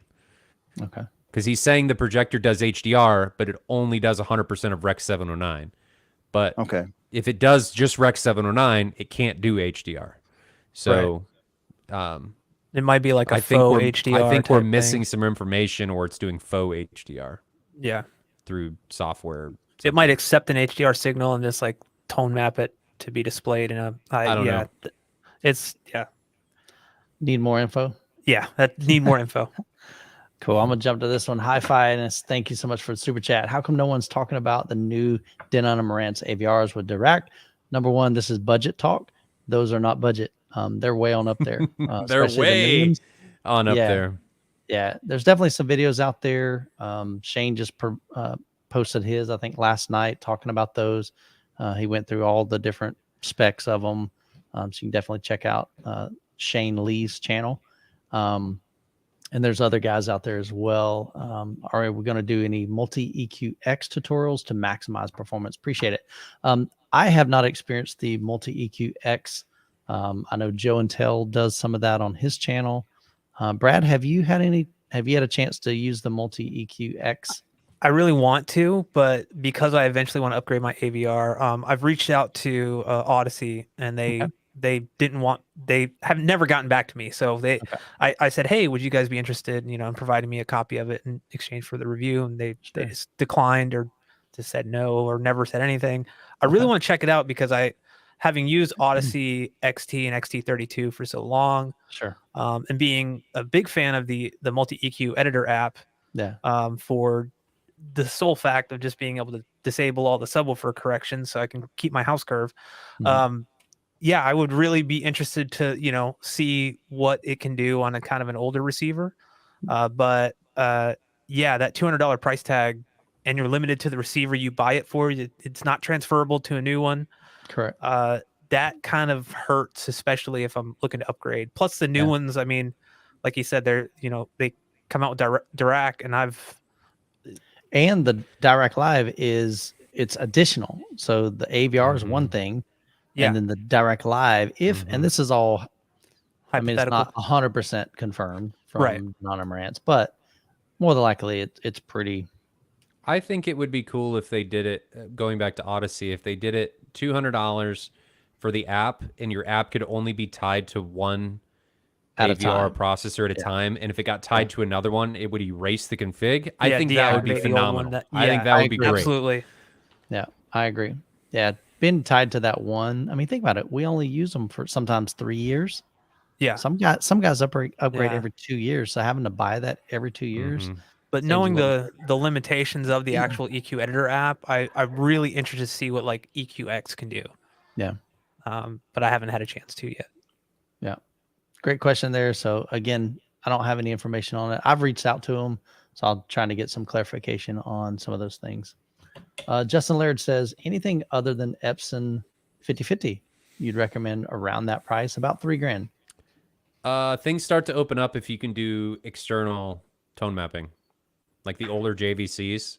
Anything in the RS 425, 2620 and up do phenomenally well if you can handle the long sync times, but they need external tone mapping. So if you can do that, then it's definitely an option. But barring that, I still think the Epsons there's really no contender in that realm. So external tone mapping, you can get that from like Panasonic, a 4K player. So the UB420 can do it. You could do something like the free version of Mad VR, or you could be baller and go with an NV on a $1,500 projector, which I have gotten questions about. Okay, I have gotten questions about. But you could do something like an HD Fury. I think some of their devices have the ability to do things like that. There's a few different options that you can take, but barring that, the Epsons are going to be the way to go in my eyes. Gotcha. Austin says, Apple has been doing some lossless music streaming for a while now. Disney Plus streams excellent audio and video quality. So Apple TV versus Kaleidoscape. I think Apple will increase their movie audio in 23, 24. I don't think Apple TV is even close to Kaleidoscape. No. In audio or video. The advantage to Kaleidoscape is that it's not tethered to your storage capacity of physical media, right? In comparing it to physical media, but it's also not limited to the bandwidth capacity of your ISP. So it has two wins there. Now, the storage limit of physical media doesn't come up all that often because I don't think there's many options. They like to tout this, but I don't think there's many titles on Kaleidoscape that go past what is actually released on the UHD or Blu-ray. Now, I don't have any data to back that up.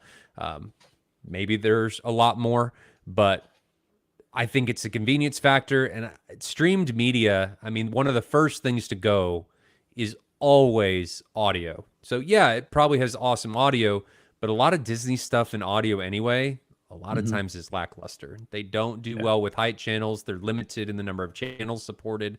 I mean, I can watch it in my Storm to see which in real time what channels are actually being utilized, and Disney is always not utilizing near as many as a lot of the other stuff, because I think it's designed for a much different experience and a much different situation with people in a living room with sound bars and maybe like a Sonos with wireless surround speakers. I mean, it's designed specifically for that reason.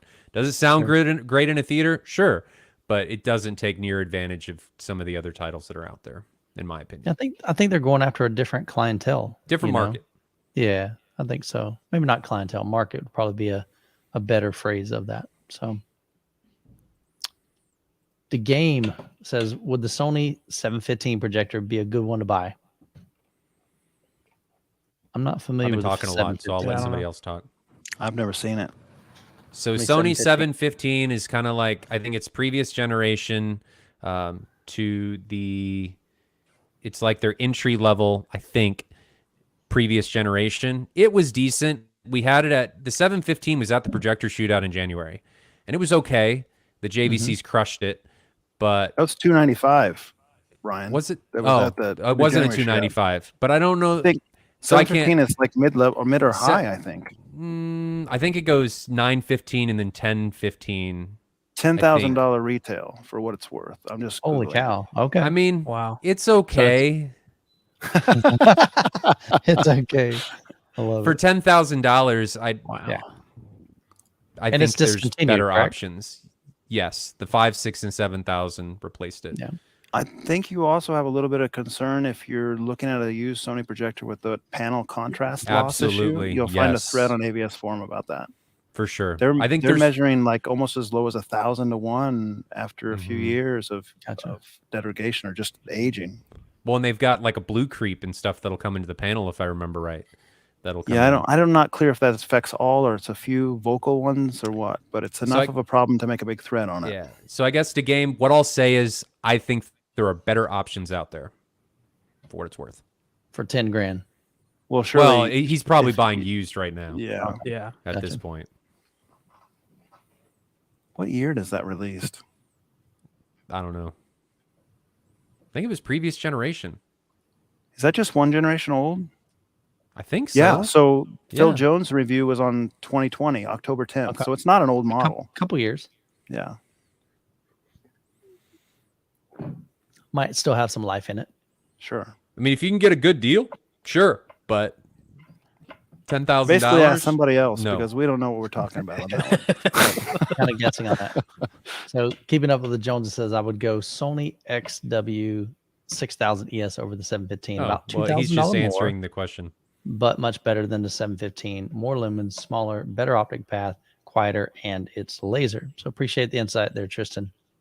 I think even the 5,000 would be a good contender. Mm-hmm. Cool. Leadership Push says 5.1.2 went with front heights, thinking about moving to mid height. What are your thoughts? Mid heights, So are you're you thinking saying like tops? Adding mid heights? Top center? Is that what you mean instead of mid height? Yeah, I think you might be talking about going top middle instead of. I think that's top much better than front heights. Yeah, I personally run top middle. I only have the 2 overhead speakers at the moment. I'm actually going to be doing a video at some point comparing top front and top middle just to kind of give my take on it. But from what I've heard in my own theater, is top middle is the way to go. You just have to you get into placement with Dolby Atmos stuff too that I just went through too. But yeah, I would recommend top middle. That's just me. I hope that's what you're asking. I had that in my previous know. house. I had 522 and it did well. Yeah. To me, I would think, I mean, my thought behind that is if you only got 2 speakers and you're trying to provide sound that comes from above you, it's kind of hard to do that when they're in front of you and lower. So it's different I would if you have 4, so you could you're gonna separate get the front height. and rear. Yeah. You're going to get height channel objects since front height channel object placement instead of the tops. So it's not, I don't think it's going to put the same stuff up there. Okay. It's Gotcha. just different. A lot of people also don't have the channel separation or wall space to be able to do that properly. Yeah. So in my eyes, you want that over your overhead. Gotcha. If you, and my encouragement, if you can, I think Brad did a great job. He was talking about in his build thread and his build videos on his channel, he's already wired for 6, even though, you know, he may not ever use that, but at least they're there. I've always recommended when you're going with Atmos, if you can get away with doing 4, that is way more ideal than 2. And the biggest reason, I look at it this way, I kind of equate it to trying to get surround sound with only 2 front speakers. You're trying to get the sound to wrap around you, which you kind of can, but you can't physically get sound from coming from behind you. All right. You know, that discrete content. So by separating that, you know, when you're watching a movie like Quiet Place and that monster's just in that front left channel and then he comes down the stairs, you know, it's very visual. You see him and you know exactly where he was, where he moved to, and then he visually comes down the stairs on the screen, versus you just kind of hear sound up there somewhere and then he automatically appears on your screen. It just seems kind of odd and out of place to me. Troy says, so a pre-pro with powered speakers. That was kind of going back to earlier, I think, right? You don't have to do that. It's whatever works. Depends on your situation. Well, he just, I guess he's saying, so if you're doing powered speakers, do you need a pre-pro? I don't think so. You can have just pre-outs on an AVR. You'd run into trouble with that because it'd be an RCA if it's a regular AVR, and that'd be too long of a run. You'd probably get hum. Okay. XLR is going to kill the hum, so you probably do want a pre-pro, unfortunately. That makes sense. Especially if you're running to the ceiling or the back of the room.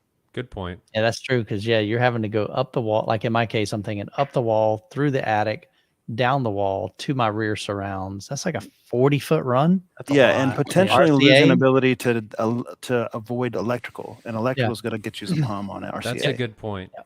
I didn't think about that. Super cool. Appreciate the insight there. Again, I'm not super familiar with using pro audio in a home theater environment. Boondock says, is it possible to achieve a 7.2.4 with separate AVRs and pre-outs on a budget? So I'm assuming maybe you have like a 5-channel AVR and then you've got another 5-channel and you're hoping maybe to combine those. You're not going to be able to do, if that's the question, you're not going to be able to do that because the processor in the AVR is going to be your limitation. If it's 5-channel, it's only going to be able to process 5-channel. If it's 7-channel, it's only going to be able to process 7. Some AVRs will process, you know, so many, and then you can add external amplification, like maybe 2 channels, but that's still limited to whatever that processing's capability. The only thing I've heard of people combining AVRs is, let's say they upgrade their AVR, let's say to a 9-channel AVR, but they want to utilize the old AVR because it had a really beefy amplifier built into it, and they want to use that kind of as an amplifier. They don't want to throw it away or sell it, but they don't want to use it for processing. You can use it in that setup.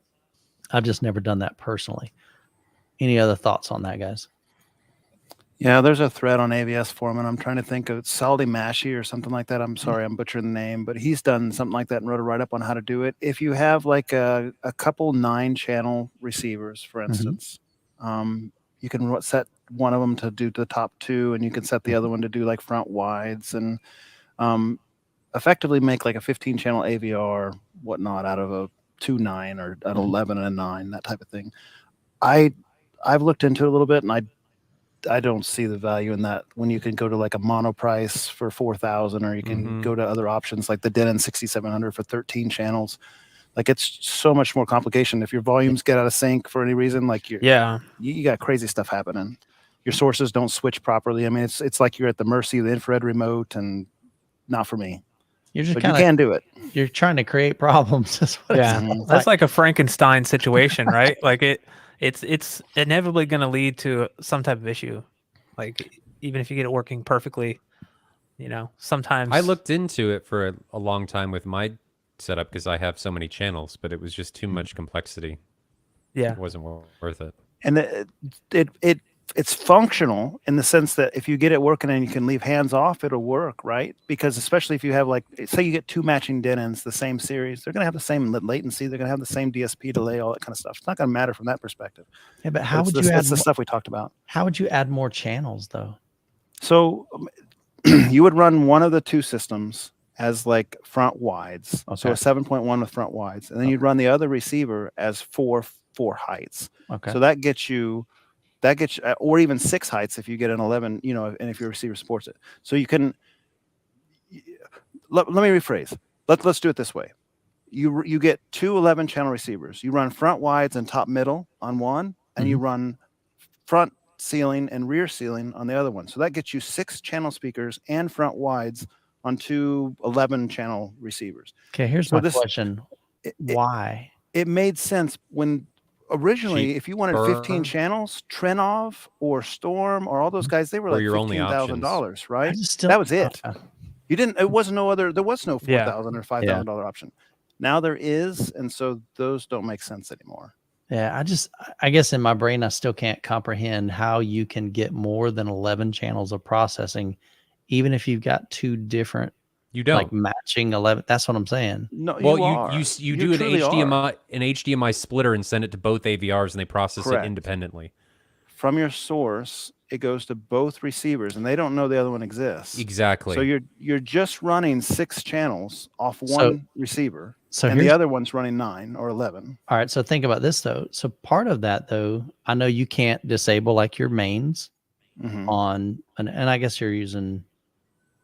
Well, yeah. That doesn't how matter, does though. that? You just don't have them. I guess hooked up. I guess matter. they're- You just okay, don't that run them makes out. sense.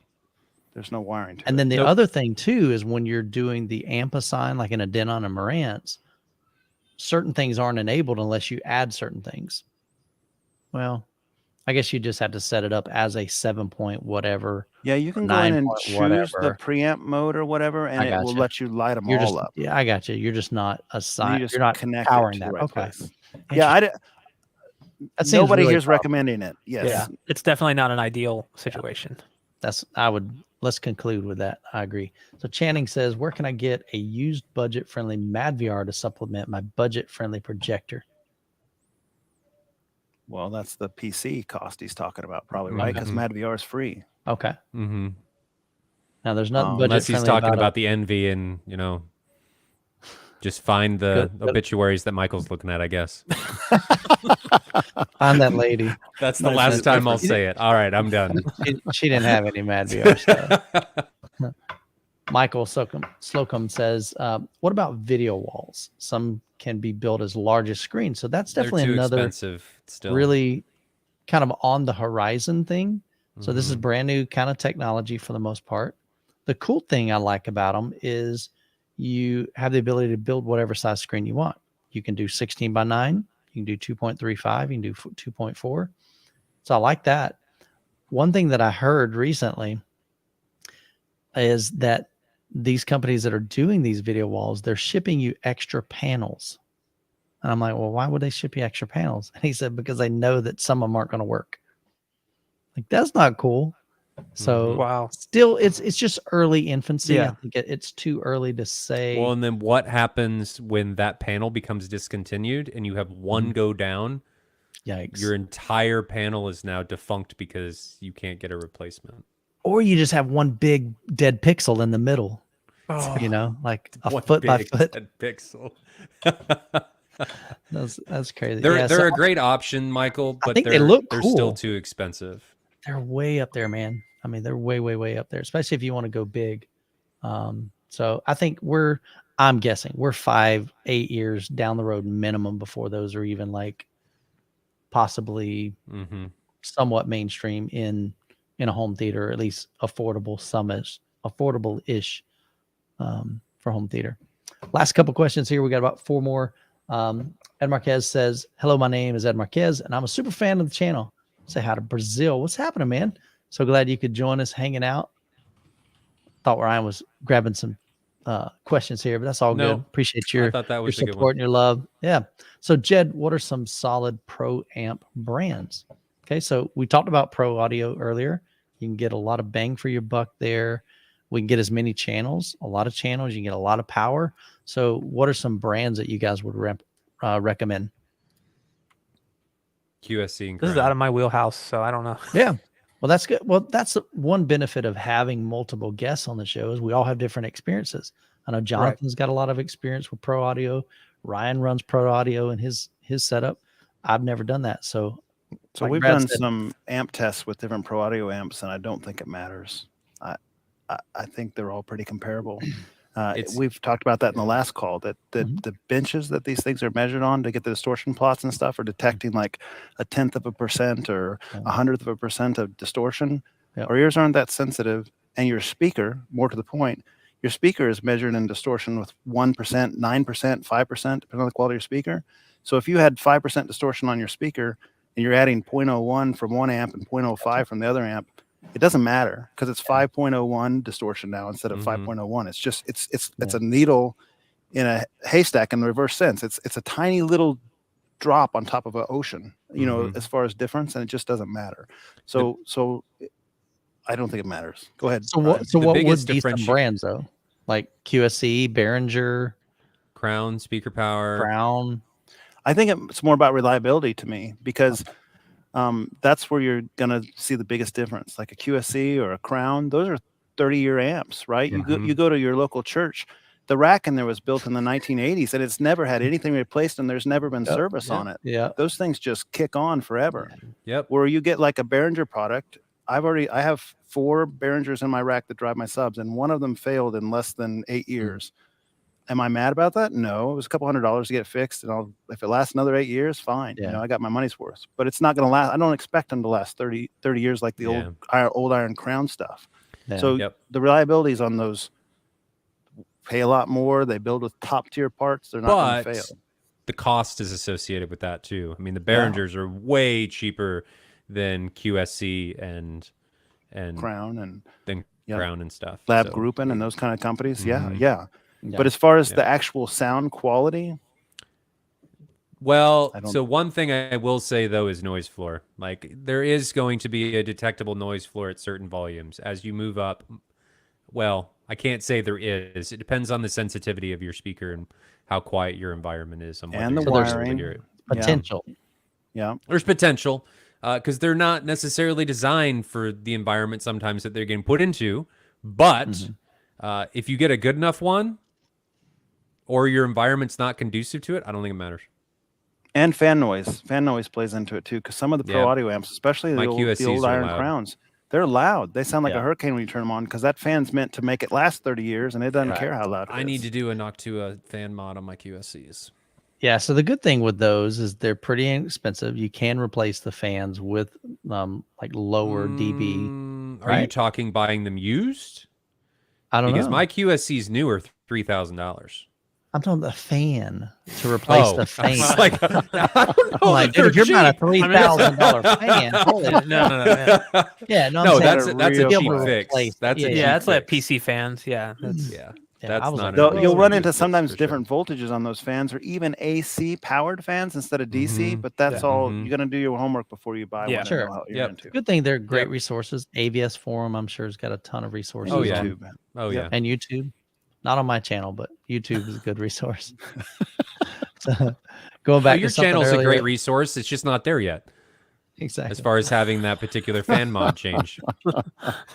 314 Carpenter, appreciate the $5 super chat. Little Bird told him that from Sound United, they're or maybe not from Sound United, but Sound United is pushing the official announcement date now. Expect to hear more this week. And he's referring to their new Denon and AVR, or Denon Marantz AVRs that kind of been floating around the interwebs over the past couple of days. Some new models that are coming out.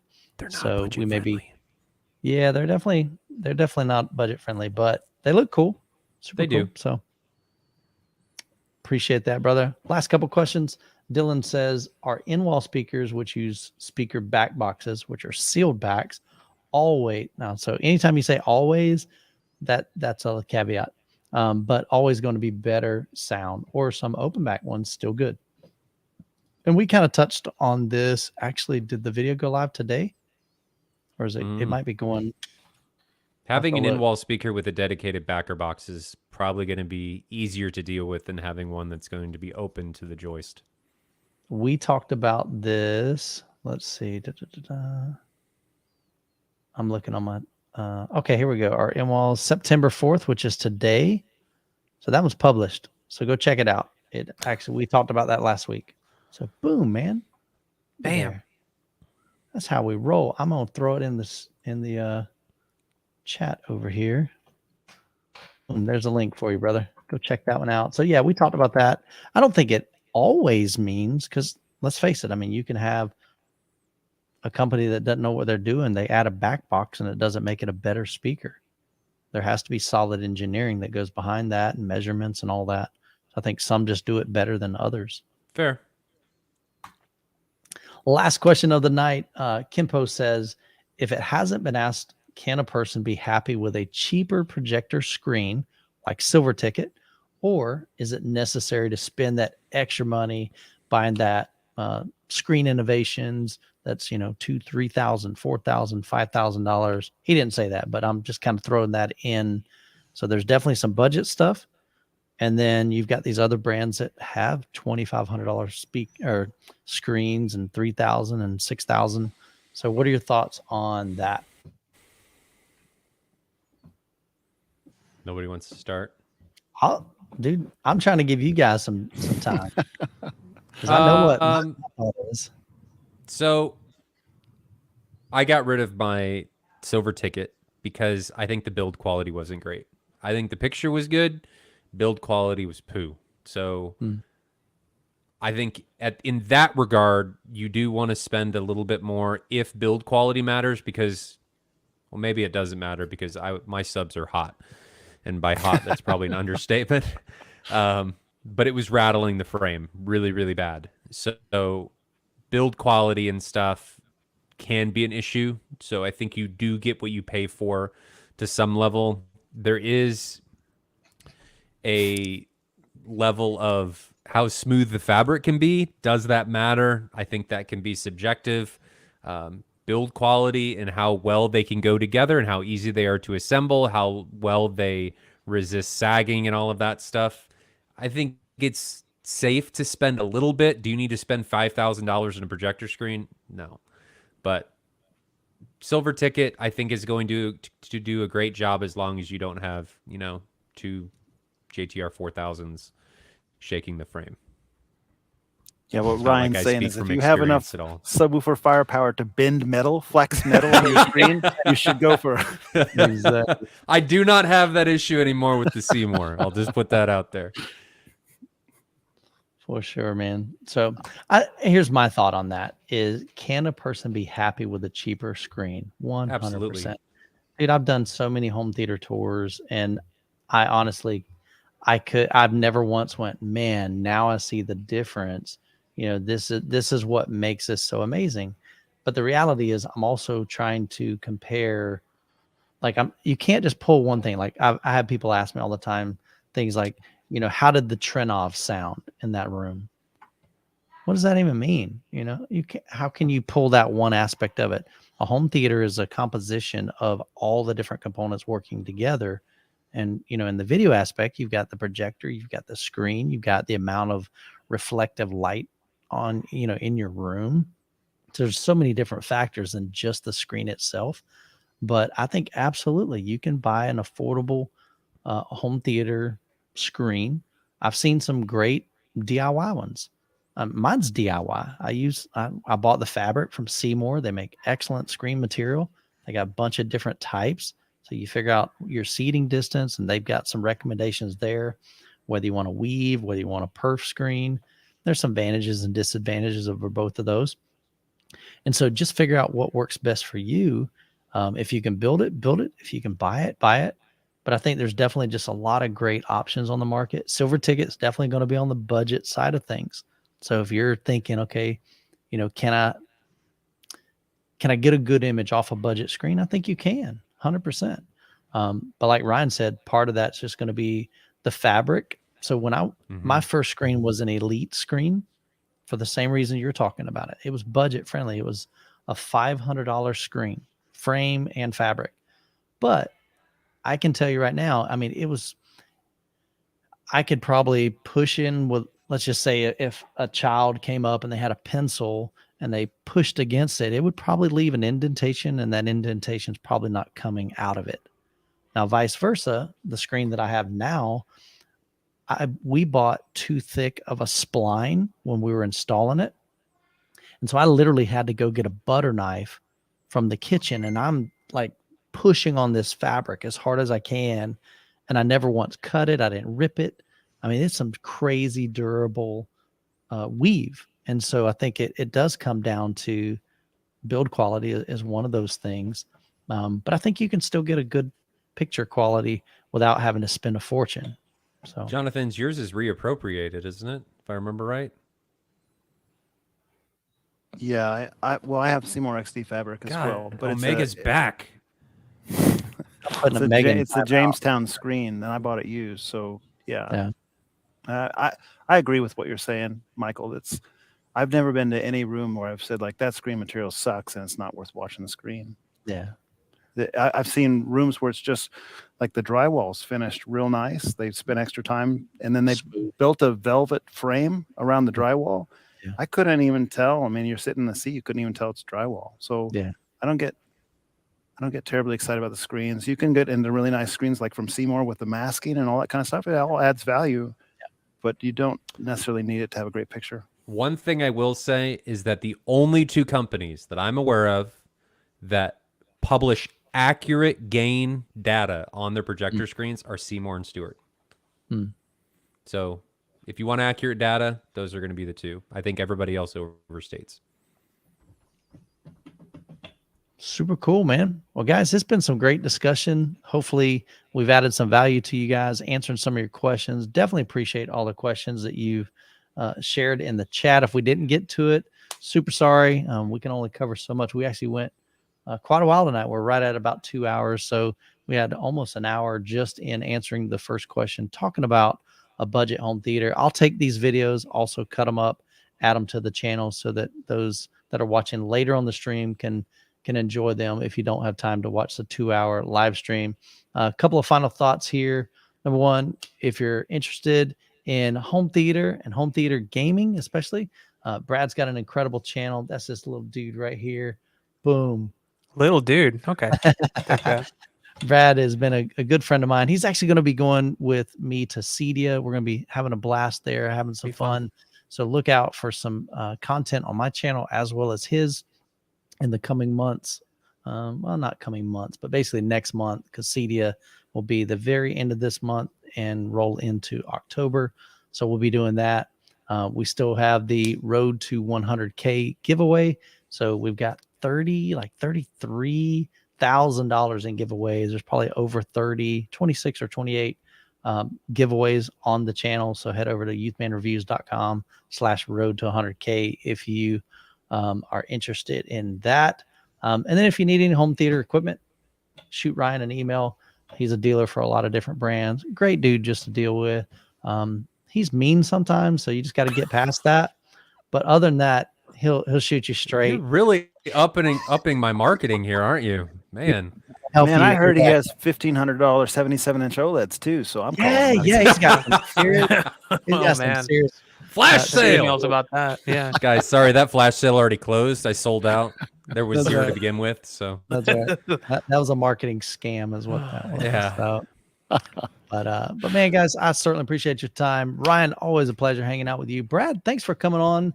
We'll definitely have you on in the future as well. And Jonathan, you're always a blessing, man. You always offer so much insight. And you guys in the chat, man, appreciate all the love and support. I think it's cool to watch the chat. There's a lot of people answering each other in there. That's great to see too. Little community you got. It's excellent. 100%, man. And if anybody has any suggestions for other questions in the future, drop them in the comments and stuff. Not necessarily in here, but in the comments of the videos when they go live. Comments. That's hugely helpful because we want to answer questions that you guys find interesting or noteworthy, and not just you know, come up with something that isn't relevant in any way, shape, or form. So if you have something, let us know. 100%. Well, guys, hope y'all have an incredible week. We'll catch you in the next live stream. We do this every week, 8 p.m. Eastern. That'd be 7 p.m. Central. I don't know what it is all the way on the other coast. I guess that'd be 5 p.m. Yep. So if you're over on the West Coast, appreciate all the love and support. You guys rock, and we'll catch you in the next video. See you guys later.